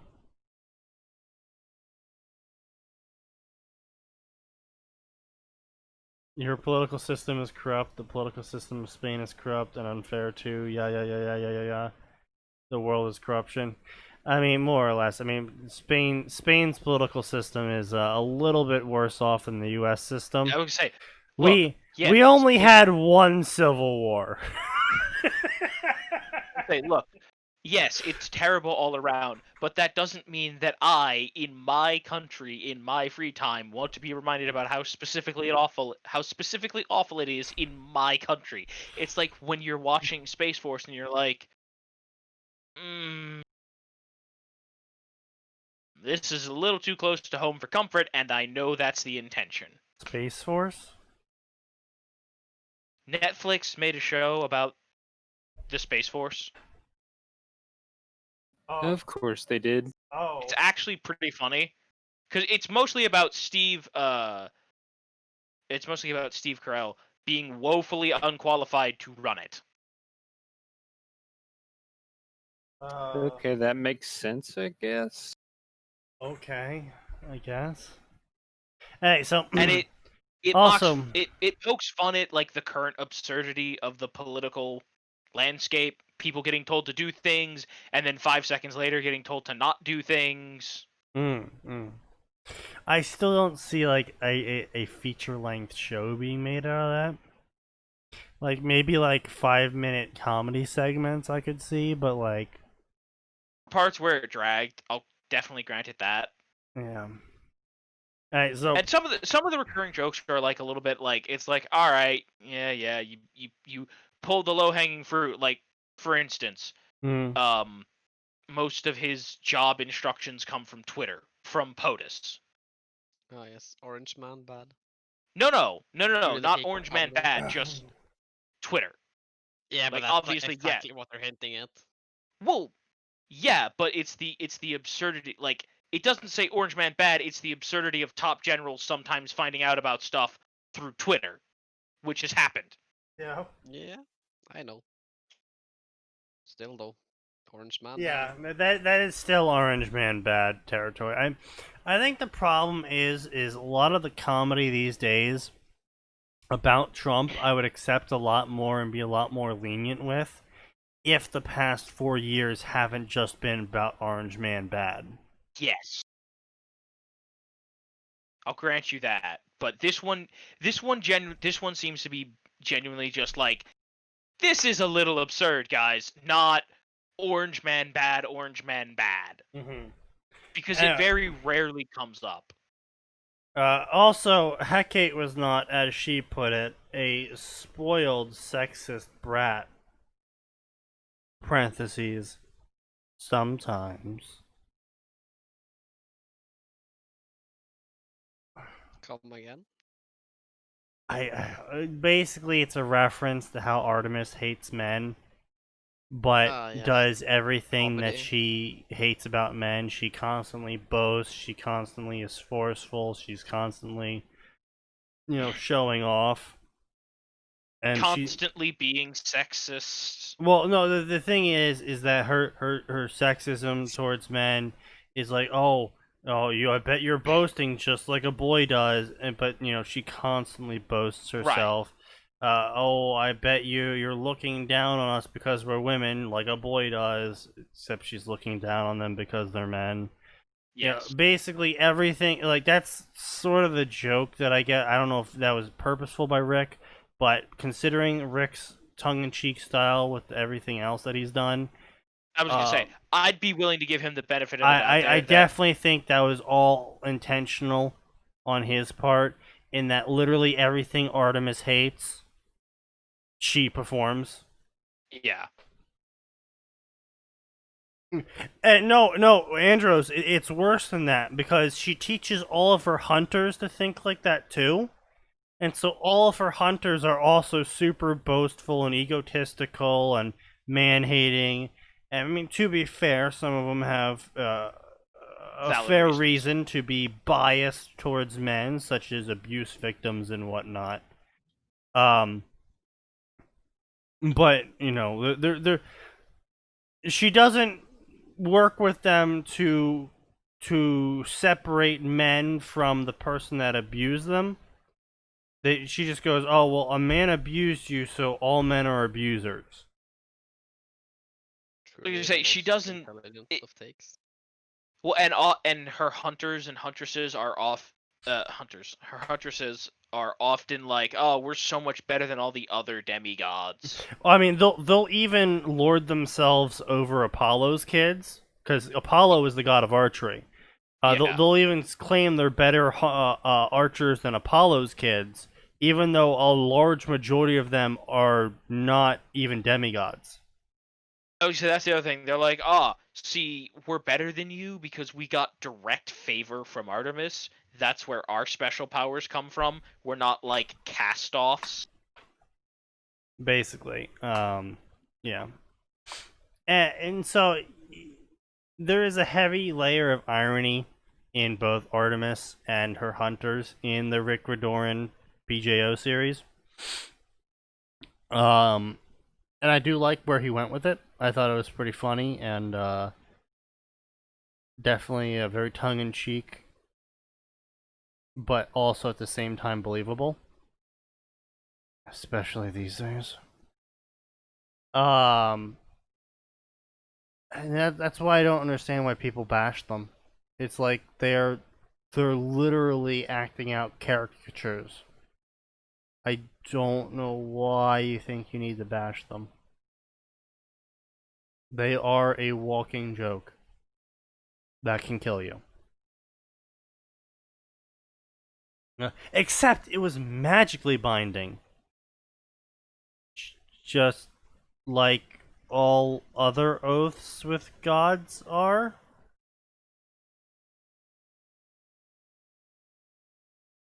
I promise I'll mow the lawn on Saturday or strike me dead with lightning. Does not mow lawn on Saturday. Oh no. Struck dead by lightning. Oops. Along with some parts being oaths on the sticks, like not abusing magic and not betraying Hecate and Olympus, and to not change pigs into dragons permanently. Rowena did not understand why the last one was in the contract, much less an oath on the sticks. Like, see, that's another instance of the author trying to be funny and trying to tell a, admittedly, humorous series of events, sort of like how you go into a bathroom and it's a sign of someone like pooing on a toilet, and it's like, do not do this, and it shows them like standing on the toilet and shitting onto the floor. Yeah. And it's like, that's stupid and weird, and there's a story behind that, and you laugh at it. But Yeah. the Or like problem, when the sign's up, do not have sex in our bathroom, we will call the police, etc. right. And, like, that sort of thing is funny in the time and place and the manner it's delivered. But you're trying to be like, oh, hey, Rowena is the only one, and she has been that way since nearly since Greek times. Because I mean, it was what? They founded Hogwarts in the year 1400, Around 1200, 1000, yeah, something like that. Whatever. So that was like 1,000 years Nearly before Greek that. Could have been someone else, maybe Cersei. But still, it's just like That's like the end of Rome, my dude.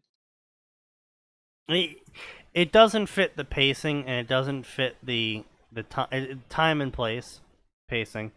It doesn't fit the mood either.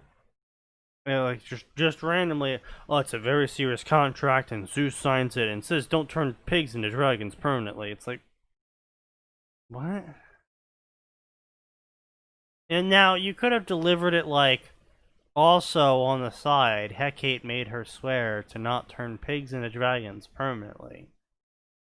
It was weird, but she complied, because when would she ever do that?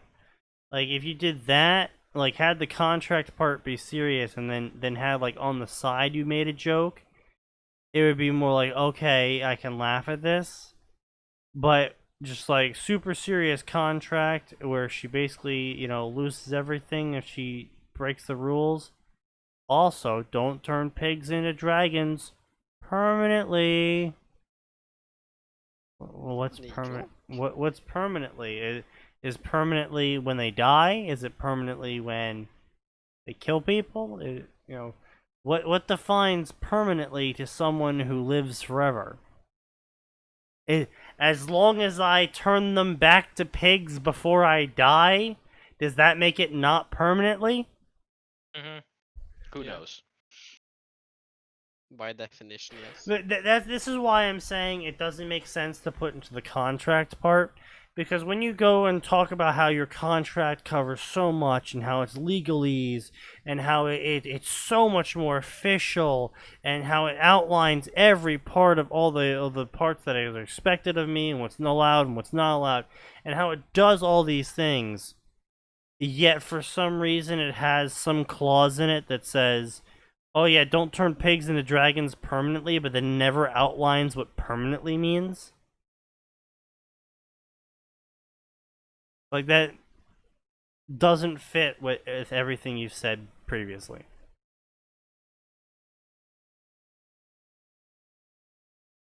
Let's see, anyway, blah blah blah blah blah. Blah blah blah blah blah blah blah blah blah. Cottage cheese, Godric yells. Screw you, cheddar is better. Okay, I mean, Salazar is right here. Cheddar is far superior. Yeah. I can agree. Cottage cheese is just a joke, okay?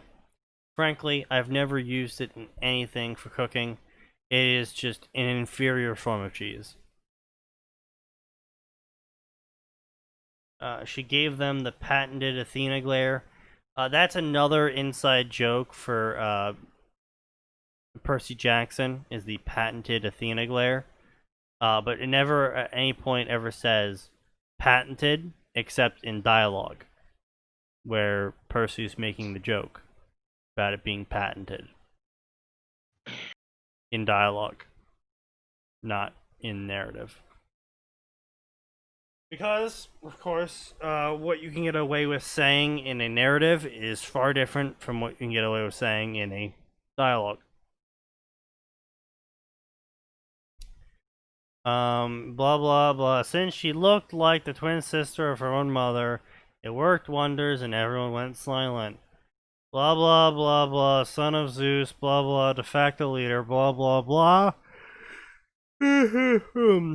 Godric was afraid of 3 women, his mother, his wife, and Rowena. Blah blah. Salazar was the same, except he didn't have a wife.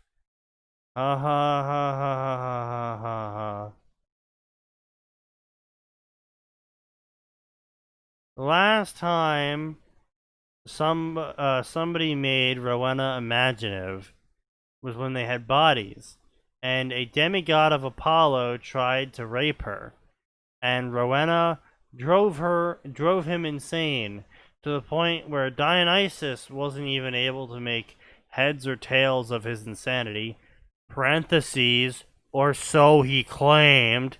Now note, parentheses are borderline should never be used in any sort Written of published stories. Yeah, any sort of written story ever. You're either going to be using commas to indicate a break in a sentence where it's like, however, comma, to the best of his knowledge, comma. Like it's either or if you're trying to specifically insert a character's thoughts into the middle of it, you're still going to use a comma, but then you're going to italics, because that's the Right. generally accepted no, way to either display italicization or more commonly in published works, since they don't really appreciate italicization or bolding too much, you would use single quote mark. Yeah, But I've seen both done. Yes. It's just italicization is far less common. Yes. But what you're going to be using is either a comma as a provocated statement. I believe I pronounced that correctly. Max? Think you did? Are you looking for provocative? No, like a statement you make before you say something. Like, however, to the best of my knowledge, ants have 4 legs, right? Like, it's a statement you make before you make the actual statement. I think you're using that word correctly. It's not one I run into very often, but I think you're using it right. Sounds right to me. Let me.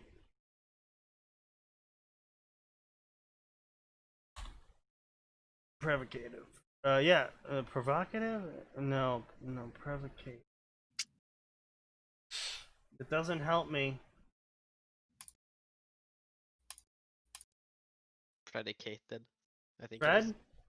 Maybe let's start with the predicative. Yeah, here we go. Predicative. There we go. Predicative expression is a part of a clause predicate, an expression that typically follows a copula, such as seem, be, appear, or appears.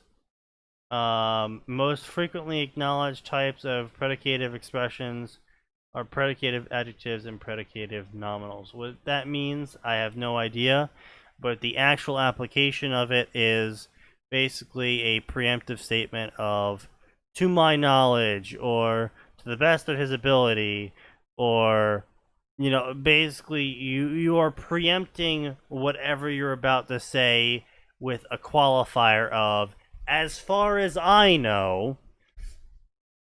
Ducks are immortal. Right. I have never seen a duck die. From what I've heard, chairs are bought from IKEA, Damn, that's terrifying. Verified. So what I'm trying to say is parentheses are rarely used. And there's also the hyphenated statement where you do something like... Say hyphens are generally, as far as I know, only used as for the most part, only used as an interrupt. Yeah, it's an interrupt, but it can also end up being used in a sentence that already has 2 commas being used. So, if it's the sentence is like, he ran at them, comma, and dodged to the best of his ability, comma, he ran at them, about to attack, hyphen, but before he could do that, hyphen, an explosion occurred. Where basically it's to prevent too many comma breaks from occurring in a sentence, but it is also used mainly as an interrupt, where as a comma is you sort of take a breath, you pause. It's not a complete pause like a period is. Like Godric and Salazar gulped. The son of Zeus may be the de facto leader of the 4, but he was deathly afraid of 2 as well as 3 women. So, whereas a period is a stop, a comma is a breath, where a hyphen is a quick interjection into a sentence. Yeah. Where you can imagine it being said more or less like quickly. Also, bear in mind, as far as the English language goes, none of this is formalized. None of this is formalized. You're not going to find this in an MLA textbook or something. Like, actually, surprisingly, the author does use this correctly, so I can actually use this as an example. The last time that happened, when they had bodies, was when the son of Apollo tried to take her against her will. So it's an interrupt, being like, when they did have bodies, and then moving on. It's not supposed to be a pause where you're like, and if they did have bodies. So it's used more as just like an interjection to give more information or to interrupt the narrative in a way that, like, in a way to deliver critical information, bear in mind, this is also something you should only do when you're using a character point of view. You can use it in a more omnipresent narrative, but You I've seen can, it but it's far confusing. more. Yeah, I've seen it far more rare. I've barely ever seen it used in a third person omnipresent narrative. It is definitely more prevalent in the more first person or third person over the shoulder narratives, where the third person over the shoulder being you see this one specific character, you see their thoughts and their actions and everything from their point of view, but it is still written in the third person, whereas the first person is just first person. I would say, like the overwhelming, like as far as I know, every Dresden Files book was written that way. Yeah. I think the only real exception to that was I think it was Ghost Stories, the one where he's kind of dead. But yeah, interrupts will happen, especially just in narrative. Dialogue is a bit weird in where a lot of the rules that apply to how you would write. English has rules, and then English storytelling has slightly altered rules, and then English storytelling narrative has one set of rules, while English storytelling dialogue has an even looser set of rules, where dialogue slides away from more hard, fast rules of how you're supposed to use punctuation or how you're supposed to order words in a sentence, because dialogue becomes more colloquial, becomes more just how people talk, and people talk far differently than how things would be written. Well, I was gonna say a fantastic example of this is actually light novel translations. Mm-hmm. Because if you look at the ones that are translated really, really well, like Saga of Tanya the Evil or Overlord, where the dialogue sounds very, for the most part, obviously there's some little mistakes here and there, Yeah. but for the most part it sounds very natural in English, though a lot of the ones you'll read will have there'll be parts where things are getting explained or they're explaining a character's thought process, and it suddenly sounds extraordinarily formal out of nowhere because they're trying to more literally copy the Japanese translation and not doing the best job of transliterating it. Right.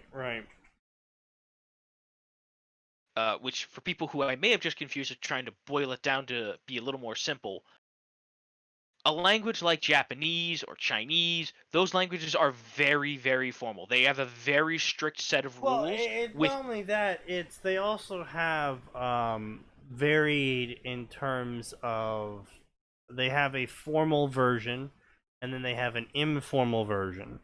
Yes. And typically, from what but I remember, even the informal version has very strict rules. But from what I remember, that's also because those sorts of language, the kanji languages, are similar to hieroglyphic in that a lot of it is interpretive. Mm-hmm. So, like kanji for fast and kanji for flowing might end up being translated to rapid river, right? Mm-hmm. I mean, obviously, I didn't take Japanese, but I'm using that as an example of names in Japanese are, I guess you could say, are a better example of this, where a person's name would be like, Yang Xiaolong of a Little Yellow Dragon or whatever the fuck her name is, right? But no one calls her Little Yellow Dragon. They call her by Yang Xiaolong, right? Mm-hmm. Like, and even in Japanese, like, they don't call Ichigo Strawberry. They'll call Ichigo Strawberry on purpose. And this is where the Japanese comedy comes in where by the ordering of the letters, it means the same thing. So it'll mean Ichigo by placing the kanji in a certain fashion, but if they move the kanji around, it still means Ichigo, but it's read as strawberry. Right? Mm-hmm. Which, of course, makes no sense to people in English, because if you switch, we'll just take Max as an example, because while Max is not Max's real name, it is a real name. Yes. Right? If you switch Max around, right? You switch the letters of Max around and try to write it some other way, it no longer spells Max. You become Zam, which is a supervillain AI. So. Indeed. But yeah, it's an interpretive language, which is different from English in that English letters of themselves mean nothing. E means nothing. But when you put Y, E, and A together, it means a positive assent to a question, answer, or just agreement statement. I would say, or it can. I would say, or it can just, and this is where it does get a little bit weird. Or it can just be like a cheer. Right. That's the other. Well, that becomes more the colloquial usages at that point. Right. And that's why dialogue in English differs from narrative in English, in that words that would be used one way in the narrative would be used a different way in dialogue, because the actual understanding of the word can oftentimes be different from how someone would use it while talking. I would say, believe it or not, a great example of this, I think it was, for as stupid as this is, I think it was in r/gaming. Some guy, oh, damn it, I've got to go re-find the post. But basically, he used the English words for his brother hitting him. Oh yeah, it was my brother beats me off. Right, Like talking about his brother beating him, physically hitting him in the joking way that most brothers do, not an assault. Right. But of course, he being a non-native speaker, saying this to native speakers. Right. The completely different. Well, especially because he included the word off in it. Yeah. Where it is in a literal translation, it may sound the same in, say, I'm not going to do it down. Say Russian, where the literal translation is he beats me off, but in Russian it would actually mean the same thing as in my brother beats me, as in like or beats me punches up, me or whatever. Right, but what I'm saying is in Russian, to a Russian, it would sound like my brother beats me up. But Right. when literally translated to English, it would be my brother beats me off. Right. Because the literal translation is not always the same as the intent translation.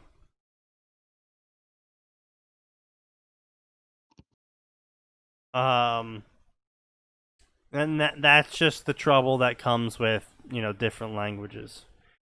But with English, you also have the punctuation issues, in where helping your Uncle Jack off a horse is far different from helping your Uncle Jack off a horse.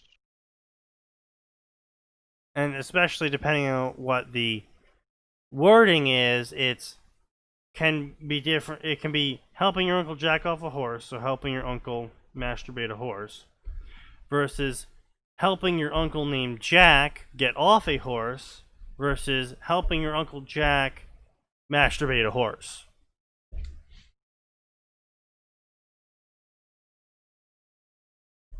All like that's the other one that goes around on Tumblr pretty often, is the place emphasis on each of these 7 words differently, completely changing the meaning of the sentence.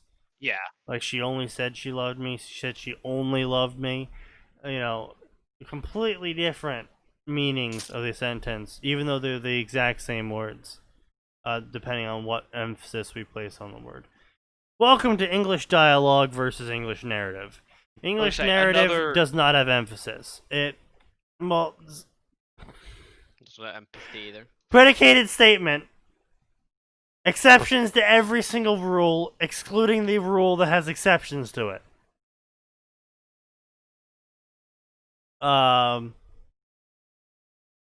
English is What we call frustrating. frustrating, yes. That's one way to put it. In that English, thy name is bullshit. you can place emphasis on words in a narrative, but it is better to the whole emphasis post itself relies heavily on how you read it, as in a internal dialogue, rather than how it is being written, which would be the narrative. Well, I would say that post also relies heavily on the use of italics and bolding, which Again, that's changes- why I'm saying that becomes internal dialogue more than it is narrative at that point, because Right. it's telling you to read the sentence differently depending on how the italicization is, because it's the exact same sentence narratively speaking, because there's no punctuation changes. It's the exact same sentence, but the italicization and bolding is telling you to read it internally differently by placing different emphasis on certain words in your mind as you read it. Right. And that's where it becomes sort of tricky, in that, technically speaking, narrative doesn't do emphasis. If you want to explain something in narrative, you tend to just explain it in the narrative. You don't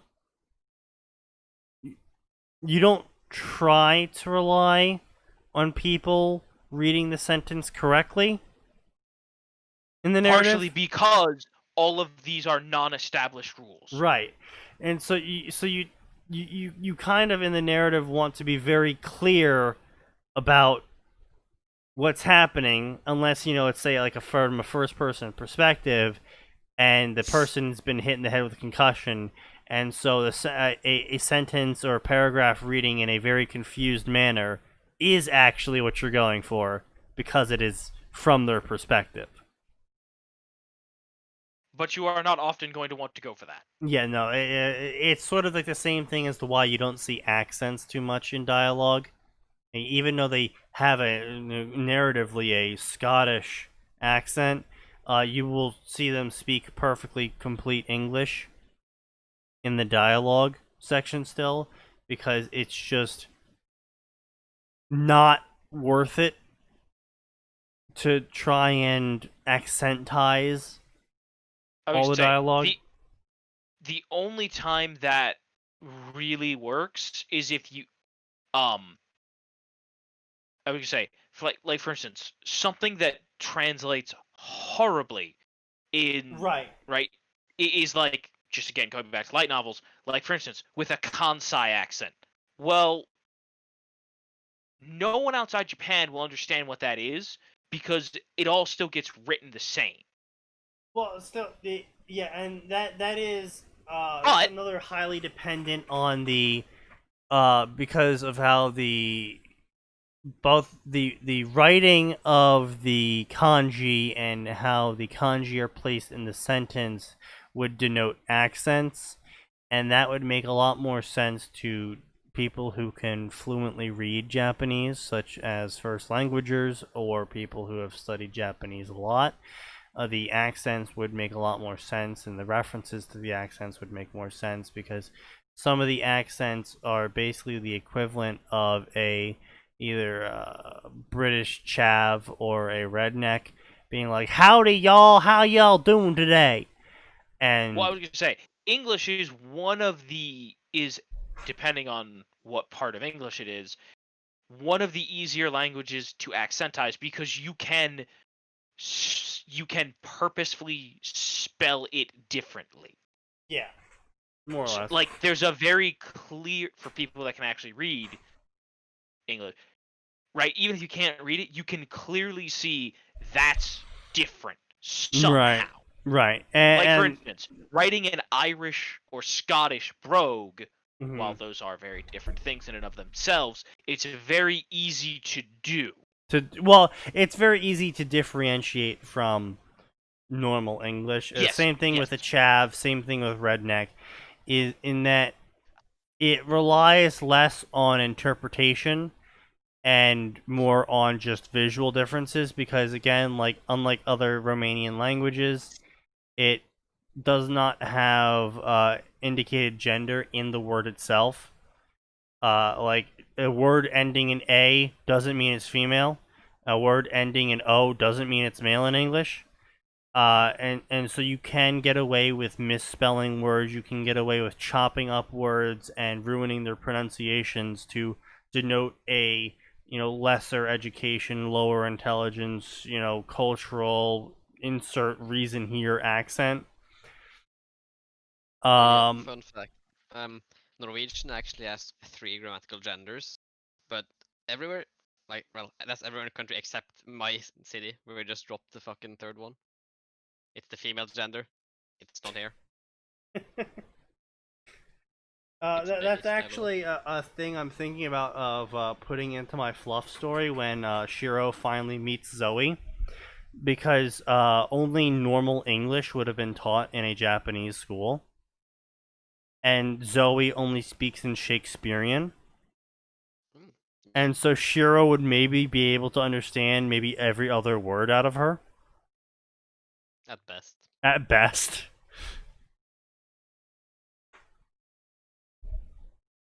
And it wouldn't even be because of like her accent, it would just be because of the words she would use and how she would use them in the order she would place them in.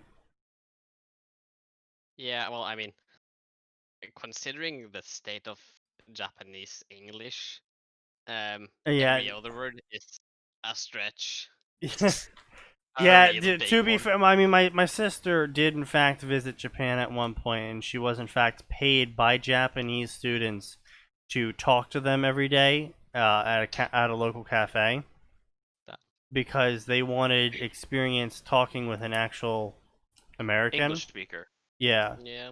Because they were like, we know English, but Oh no, they don't. you don't really know English. Well, I was gonna say, also to be fair, just based on what I've seen of your sister, she was a pretty girl. That probably didn't hurt either. No. Don't go there as a guy and expect that, unless you're a real good-looking guy. Pretty much. I mean, maybe a non-weeb could get away with it. Maybe like a teenage-looking non-weeb. Like, as long as you don't look like Logan Paul, you can probably pull it off. But as long as you don't look like Logan Paul or 250 plus pounds with a weeb t-shirt. Yeah, or some sort of weeb t-shirt with like horrible Japanese on it, with like some fucking Neko chunk. What are those things? The fucking Norway invented them. The beanies with like the fucking hanging down. Oh, no, wool stupid things. The fucking what now? Yeah, like it's a hat that it looks like a beanie, but it has like ear covers on it, and from the ear covers are like braided wool hanging down. Laplander, according to Andros. Lapland is not in Norway. That's in Sweden. I blame this on the Swedish. The Swedish inventor. Yeah. Some fucking Neko Chank Laplander where it's like got fucking cat ears or some shit on it. Like, yeah. Lapland fleece hat? The people, no one in Japan's gonna be approaching you, you fucking weeb. I would say, but, and again, this is one of those things, let's be clear. If you're just like wearing a t-shirt of a fairly normal, right? If you're just walking around with a Gundam t-shirt, nobody's gonna give you guff, right? Yeah, if it's just a normal. Well, it's something that's not like ultra weird.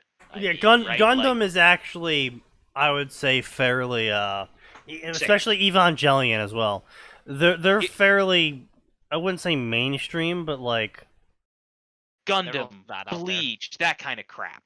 I wouldn't say Bleach. I would say Evangelion and Gundam are two very Dragon Ball. no, not even that. Like the only shit I've ever seen out of Japan from like non-weeb shit, like non super anime fan shit, was Evangelion and Gundam. Like that was like they had statues and shit in plazas and whatnot of Evangelion and Gundam stuff. Mm-hmm. Like it was very much a, oh yeah, you know, that's that mech thing. You know, not mainstream, more socially acceptable. Yeah, basically. Yeah, I would say that would be the way to say it. Socially acceptable, right? It's like, right, like wearing gaming T-shirts in America. You gotta know, right? You wear a Kingdom Hearts shirt, you might catch some flack. You wear a StarCraft 2 shirt, you're gonna catch some flack. You wear a WoW shirt, WoW's kind of weird. You would have caught flack, but it slid into a place where you won't anymore. I would say at this point in time, you wear the it's the sarcastic text T-shirt, Yeah. right? Yeah. Like, I just saw the fucking MP4 you posted of the cat falling into the. Poor kitty. But my like if you wear like the sarcastic, like the think geek stuff, right? Yeah. That's acceptable socially in America now. Even the ask me about my shitpost agenda shirt, Max. I wore that down in Florida, and I actually had several people come up and be like, "So what is your shitpost agenda?" I was like, coming up with shit left and right, like, I think we should replace all police dogs with alligators trained to attack people smelling like drugs. I mean, if it's Florida, that'd work. I mean, No, that's you the thing, can't do though, that is because they'll attack the Aaron, entire population. Aaron, you say that ironically, but at the same time, I got several people being like, hey, you know what, we should do that. I wasn't saying it ironically, but Here's the problem. I'm saying you can't do that because even innocent people who don't do drugs in Florida are going to smell like drugs in Florida. I don't see the problem. Drugs just pervade Florida because Florida is Florida. Listen, 25% of the air by volume in Chicago is bullets. 55% of the air by volume is some kind of narcotic in Florida. Is that a real statistic? The 25% bullets by volume one, yes. The Florida one, no, but I wouldn't be surprised if it was true. Yeah, our air is 25% bullet. No, it's during a very specific time of year, like during the summer. It's during the summer shootings. Yes, it's time for the bullet humidity index. No, you joke, but like, okay, first of all, we all know scientifically that the hotter it gets, the higher the murder rate gets. I mean, yes, that was an amusing conversation I've had with a coworker one time who moved up to Vermont for a winter job. Oh, and they're like, I barely hear of any crime ever happening, and I just turned to him, I'm like, dude, it's fucking -26 out right now. You really think some burglar's gonna go out and be like, yeah, it's time to rob a house? And he's like, you know, you make a good point. I'm like, yeah. I was gonna say, it goes ain't no one fucking leaving. It goes right along with when the police questioned Jesse Smollett, like, so 2 guys were waiting in -80-degree weather on the off chance you came out of your apartment to assault you at 2 in the morning. Yeah. Yeah. I Yeah. see. Press so X to doubt. Yeah. Anyway, so this story is basically just garbage. And and suddenly Harry appears and raises Harry, and then blah blah. Oh, hey, we're half an hour overtime. Cool. Just this part right here. Why would glaring at you make things awkward? Rowena questioned Merlin. Merlin used to be a brilliant researcher. Since he stopped doing research, Athena was angry at him. You glaring at me gives me raging boner, Merlin exclaimed. Funny boner. He made a boner joke, guys. Everyone's supposed to laugh now. Sneaky needs a t-shirt that reads, "Yes, I do make good points." Thank you, Andros.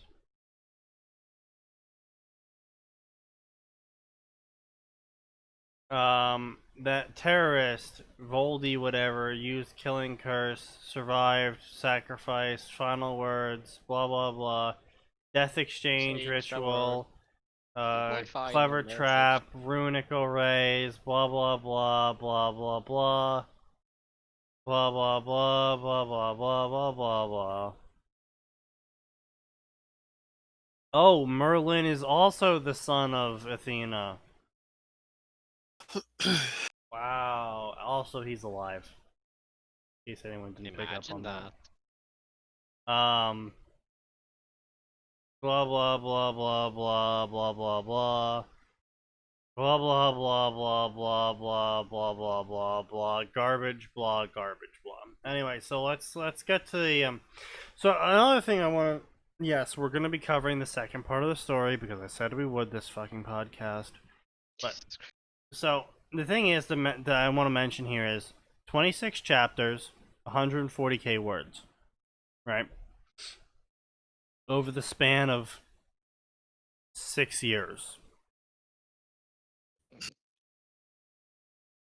Meanwhile, version 2, 3 chapters, 14k words over the past month. Now, the version 2 obviously has the benefit of being version 2, which means pretty much everything's already written, so unless you're throwing out everything, which, going by the first chapter, you should. Yeah. I wouldn't recommend against it. Sounds like a reasonable option. Alright, so Son of Athena version 2. Rewrite of my first fic. Summary. When Lily and James Potter asked a goddess to grant them a child, they had no idea that their simple wish would have so many consequences, especially when that child is raised by the legendary witch long thought dead. Genius, strong, independent Harry. Pairing is Harry times Selena. I don't understand. So, early fanfiction stories, I can understand why you would put the pairing in the summary, because pairing is actually a recent innovation in terms of fanfiction.net, because the website has been operating for since 96, I believe. So that's about 24 years. Yeah. And I say recent, even though it's not really recent, but it is recent. Back in around 2015, 2014, I think it was, they finally introduced the pairing modifier, and you could finally indicate which characters were romantically inclined towards each other inside the character tag system that they had set up. And before that, you would need to tell people in the summary which characters were paired with who. This is sort of like the same thing that I gripe about when a author goes, "This is a Percy Jackson Harry Potter crossover," in the author's note of a story in the Percy Jackson Harry Potter section. And it's like, yeah, we know. Imagine that. It's like you go to a car dealership and you get in the car and the car salesman turns to you and goes, "This is a car." And it's like, yeah, I picked up on that part. Thank you. I don't know why you told me that. In fact, now I'm less likely to buy a car from you, since you believe the need to tell me that the car I was in was a car. I mean, hey, you never know. Now, I would also like to note that this story bomb. has seen significantly less favorites and less follows than its predecessor, version 1. Thank fuck. And Good while call. you might attribute that to just the lesser word count, lesser chapter update count, I don't think so. I think it's definitely a sign of the difference between the 2015 fandom versus the 2020 fandom, and also the tolerance for the fic that the author created. More or less. So the only difference here in the author's note is that he's saying, warning, this is a rewrite. Thanks, author, I didn't know that. It's not like you only fucking put that in the summary and the title of the story. So blah blah blah, blood relatives, blah blah blah, blah blah blah blah, giant of the man, blah blah blah, blood wards, blah blah blah blah blah. Oh, interesting. So let us go back to the previous story at the start of it. And so in the first version of the story, you had manipulative Dumbledore. In the second version of the story, it fits straight into the blood wards which Dumbledore set up. So it bypasses the whole Lily sacrifice angle and directly goes into the Dumbledore set up blood wards angle, which is why Dumbledore knows how the blood wards work, because he's the one who set up that magic. Now, you can argue the whole wards part of that whole thing being completely fanon, but it is still a logical extrapolation of how magic operates in Harry Potter. So I'm not going to harp on that. The three of them are apparated away. So he literally gets rid of this entire manipulative Dumbledore section, which I wholeheartedly approve of. He goes in, three of them apparated away. None of them noticed the owl. The owl flew over to the baby.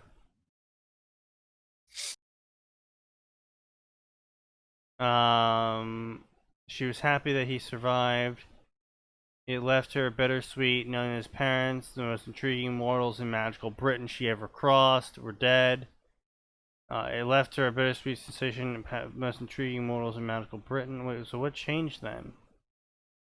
Oh, so another part that changed was the fact that the author dropped the Hadrian Potter trope and just left it at Harry Potter.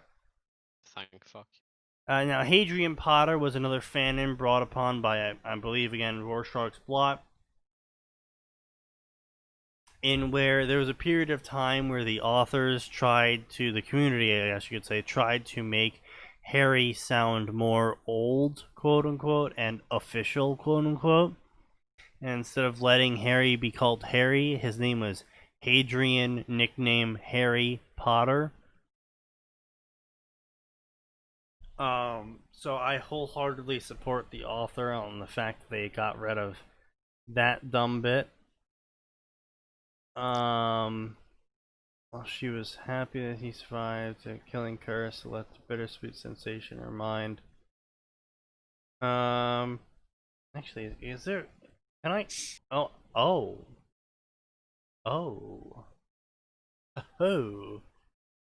Now can I do I can do a compare, can I? Let me just set this up here. I'll just copy this whole thing because this is allowed. Even though fanfiction.net has like a whole thing about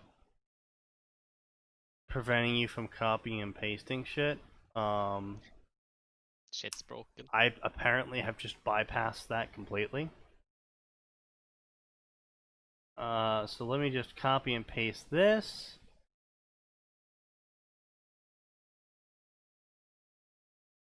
And put this into Notepad as well, and I believe I can use a compare function in Notepad, ++ that is, to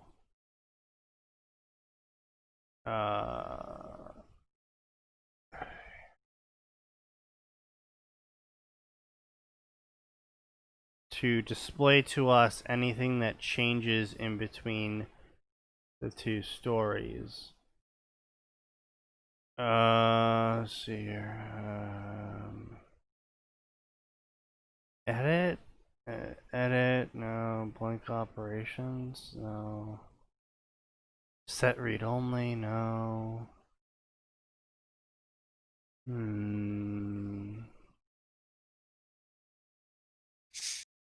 Oh, interesting.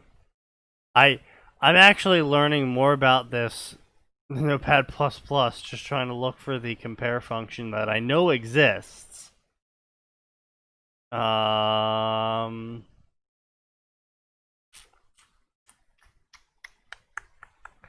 we go, compare.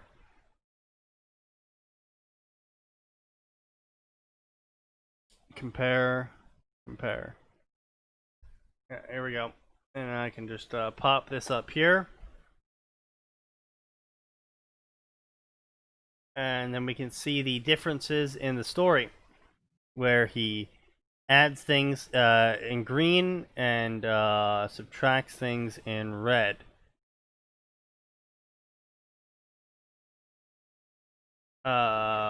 Interesting. And it even displays comparison points of lines moving. I didn't know this. I'm learning new things every day. This is great. Black magic.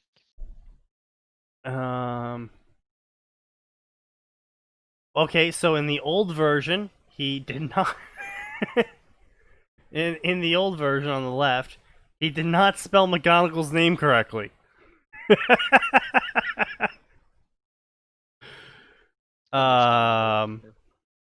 Yeah, so Dumbledore's plans versus his blood wards that he set up personally.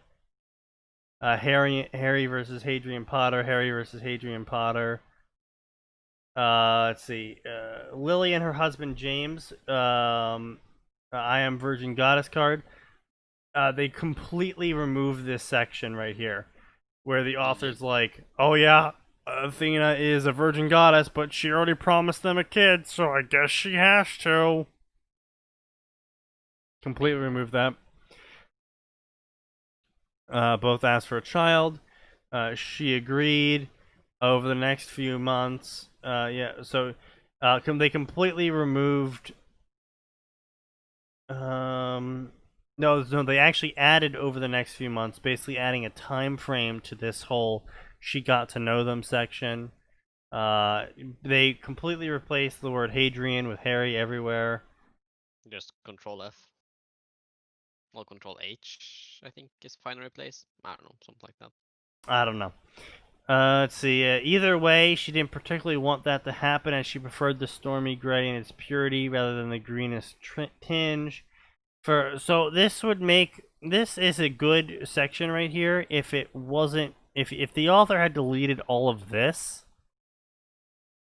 If they just deleted everything, it would be good. Well, Yeah, yes, but if they had deleted the part that I highlighted, the blue part here, if they had deleted that and just then put in "either way, she didn't particularly want that to happen, as she preferred the stormy gray in its purity," because she just finished talking about how would she put the greenest tinge in, and she was like kind of on the fence, and she's like, no, Harry would be the only one that has it, and then she's like, well, either way, Harry, she didn't really want that to happen in the end because she realized she likes the gray more than the greenish gray.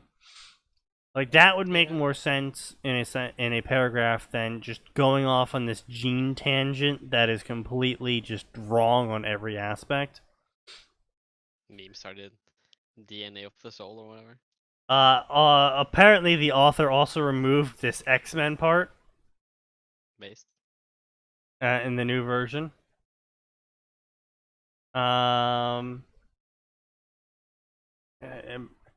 And instead of this whole, it shouldn't be possible for the child to recognize her thing, this whole explanation here about portraits and gods and all that shit. The author then changes it to instead to perhaps an instinct told him that she was his mother. She'd need to investigate such a thing. The author fully removes this dumb paragraph that we were complaining about in the first version about Harry somehow remembering his mom talking about Athena in a portrait.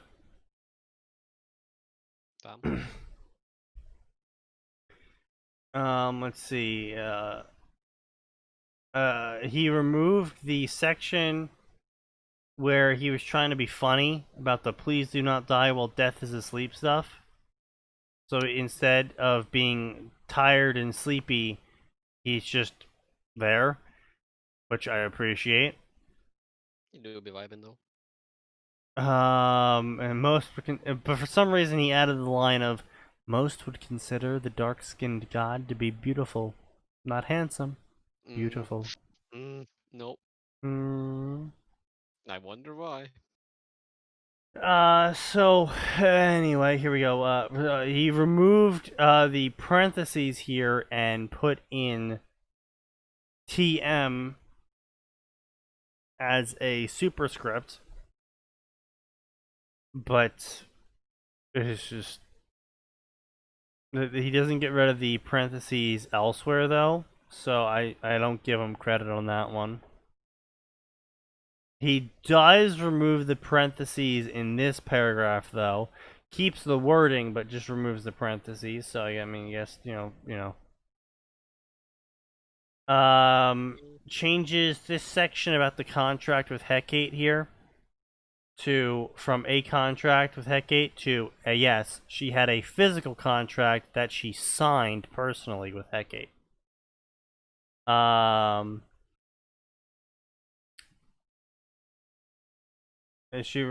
author removed just above a whisper, which I mean, I guess fine. Let's see, blah blah blah. Hadrian Potter, Harry Potter. So the author removed a section here of he was also wearing a tuxedo that had two dragons flying around and battling for the past 450 years. It was a distracting tux. It was all to one up his godly friends.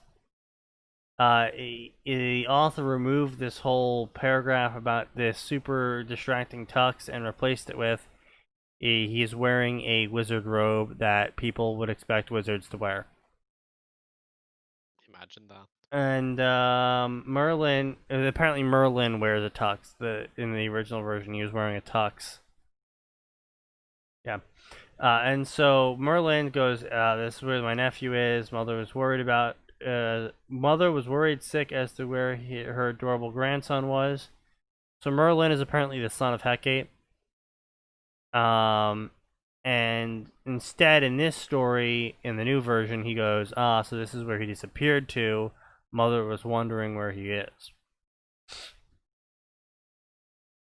The author, thankfully, removed the whole section about raging boners. That's good. I can only be thankful for that part. And added a whole new section about Merlin instead responding with, because it reminds me of you when you're angry. Rowena chose to ignore that. It was one of the things she hated, which is when people would comment on how much she looked like Athena. It was a deep-seated trauma of Hermes hitting on her one too many times years ago, believing that she was Athena. Even when she corrected Hermes, he then doubled down instead of stopping. Well, yes, because Athena is Athena and you are not Athena. And if you are not Athena, which means you can't stop Hermes in the same way Athena could, it means you are simultaneously as hot as Athena and weaker than her. Imagine that.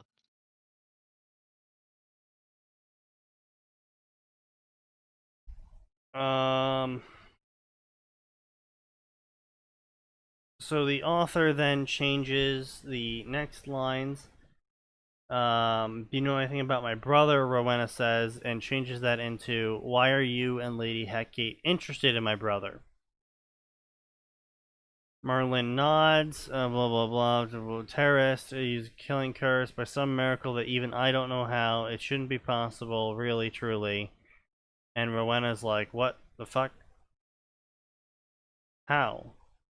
And the original version had this whole, like, death exchange curse, so she trapped him.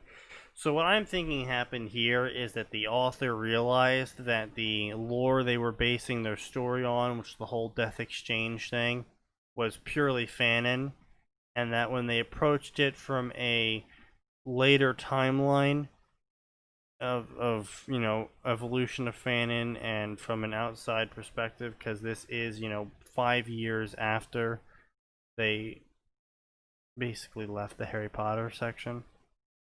They were like, oh, that's fanon. I'm just going to not have that in my story. Which, again, this is ascribing motive, but if that's true, wholeheartedly approve. And I really don't like Harry Potter fanon, to be honest. Yeah. So, Someone who used to be a big fan. yeah, they just removed all of this garbage about Yeah. ritual death exchange. Instead, they added Merlin being like, I have no fucking idea how this happened. I'm going to investigate this more and report it back to Mother. Blah, blah, blah, blah, blah, blah, blah, blah, blah, blah, blah, blah, blah. So, then the author goes on to say, he then explained to Rowena that Heckgate was pleased to know that Harry was in her care. In fact, the entire Potter vault in Gringotts was being transferred to the Manhattan branch, and the Goblin King was overseeing the transfer himself. That's cringy fanon, but I don't care at this point. There's not much you could say to a godson's request or order after all. American Goblins had seen to it that a better investment to open up branches in nearly every major city in the USA. Now, this is something that else confused me, because as far as I'm aware, in America, we kind of killed all the Jews, goblins. Yeah. Which I wholeheartedly support that J.K. Rowling approved fandom Based. change. That's very based, yes.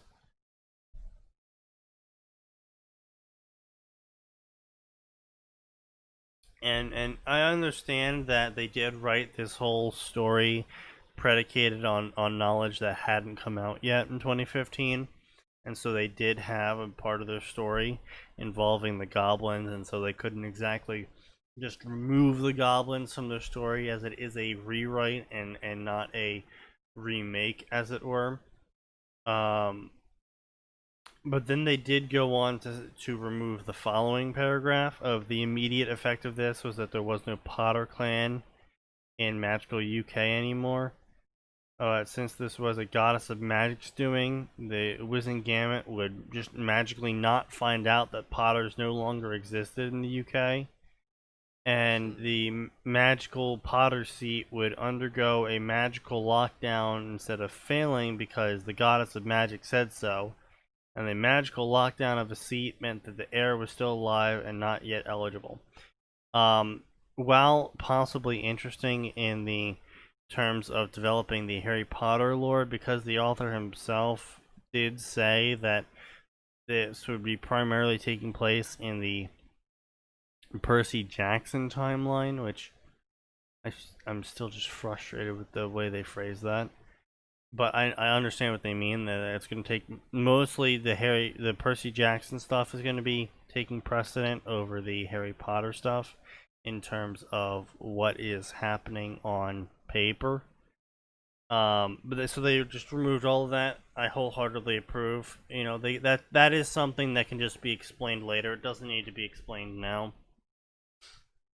Merlin goes on to say, blah blah. He's got boxes, belongings. Toys. Merlin left later to investigate why Harry survived the curse.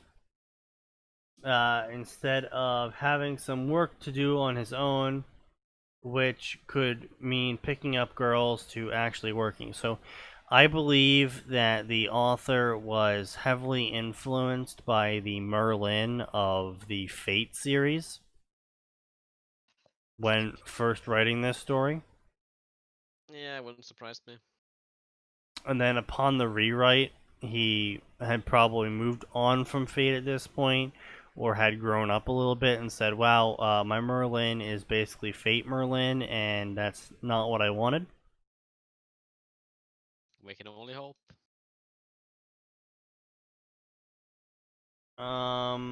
So the author in the author's note does change his author's note. That's not a big surprise.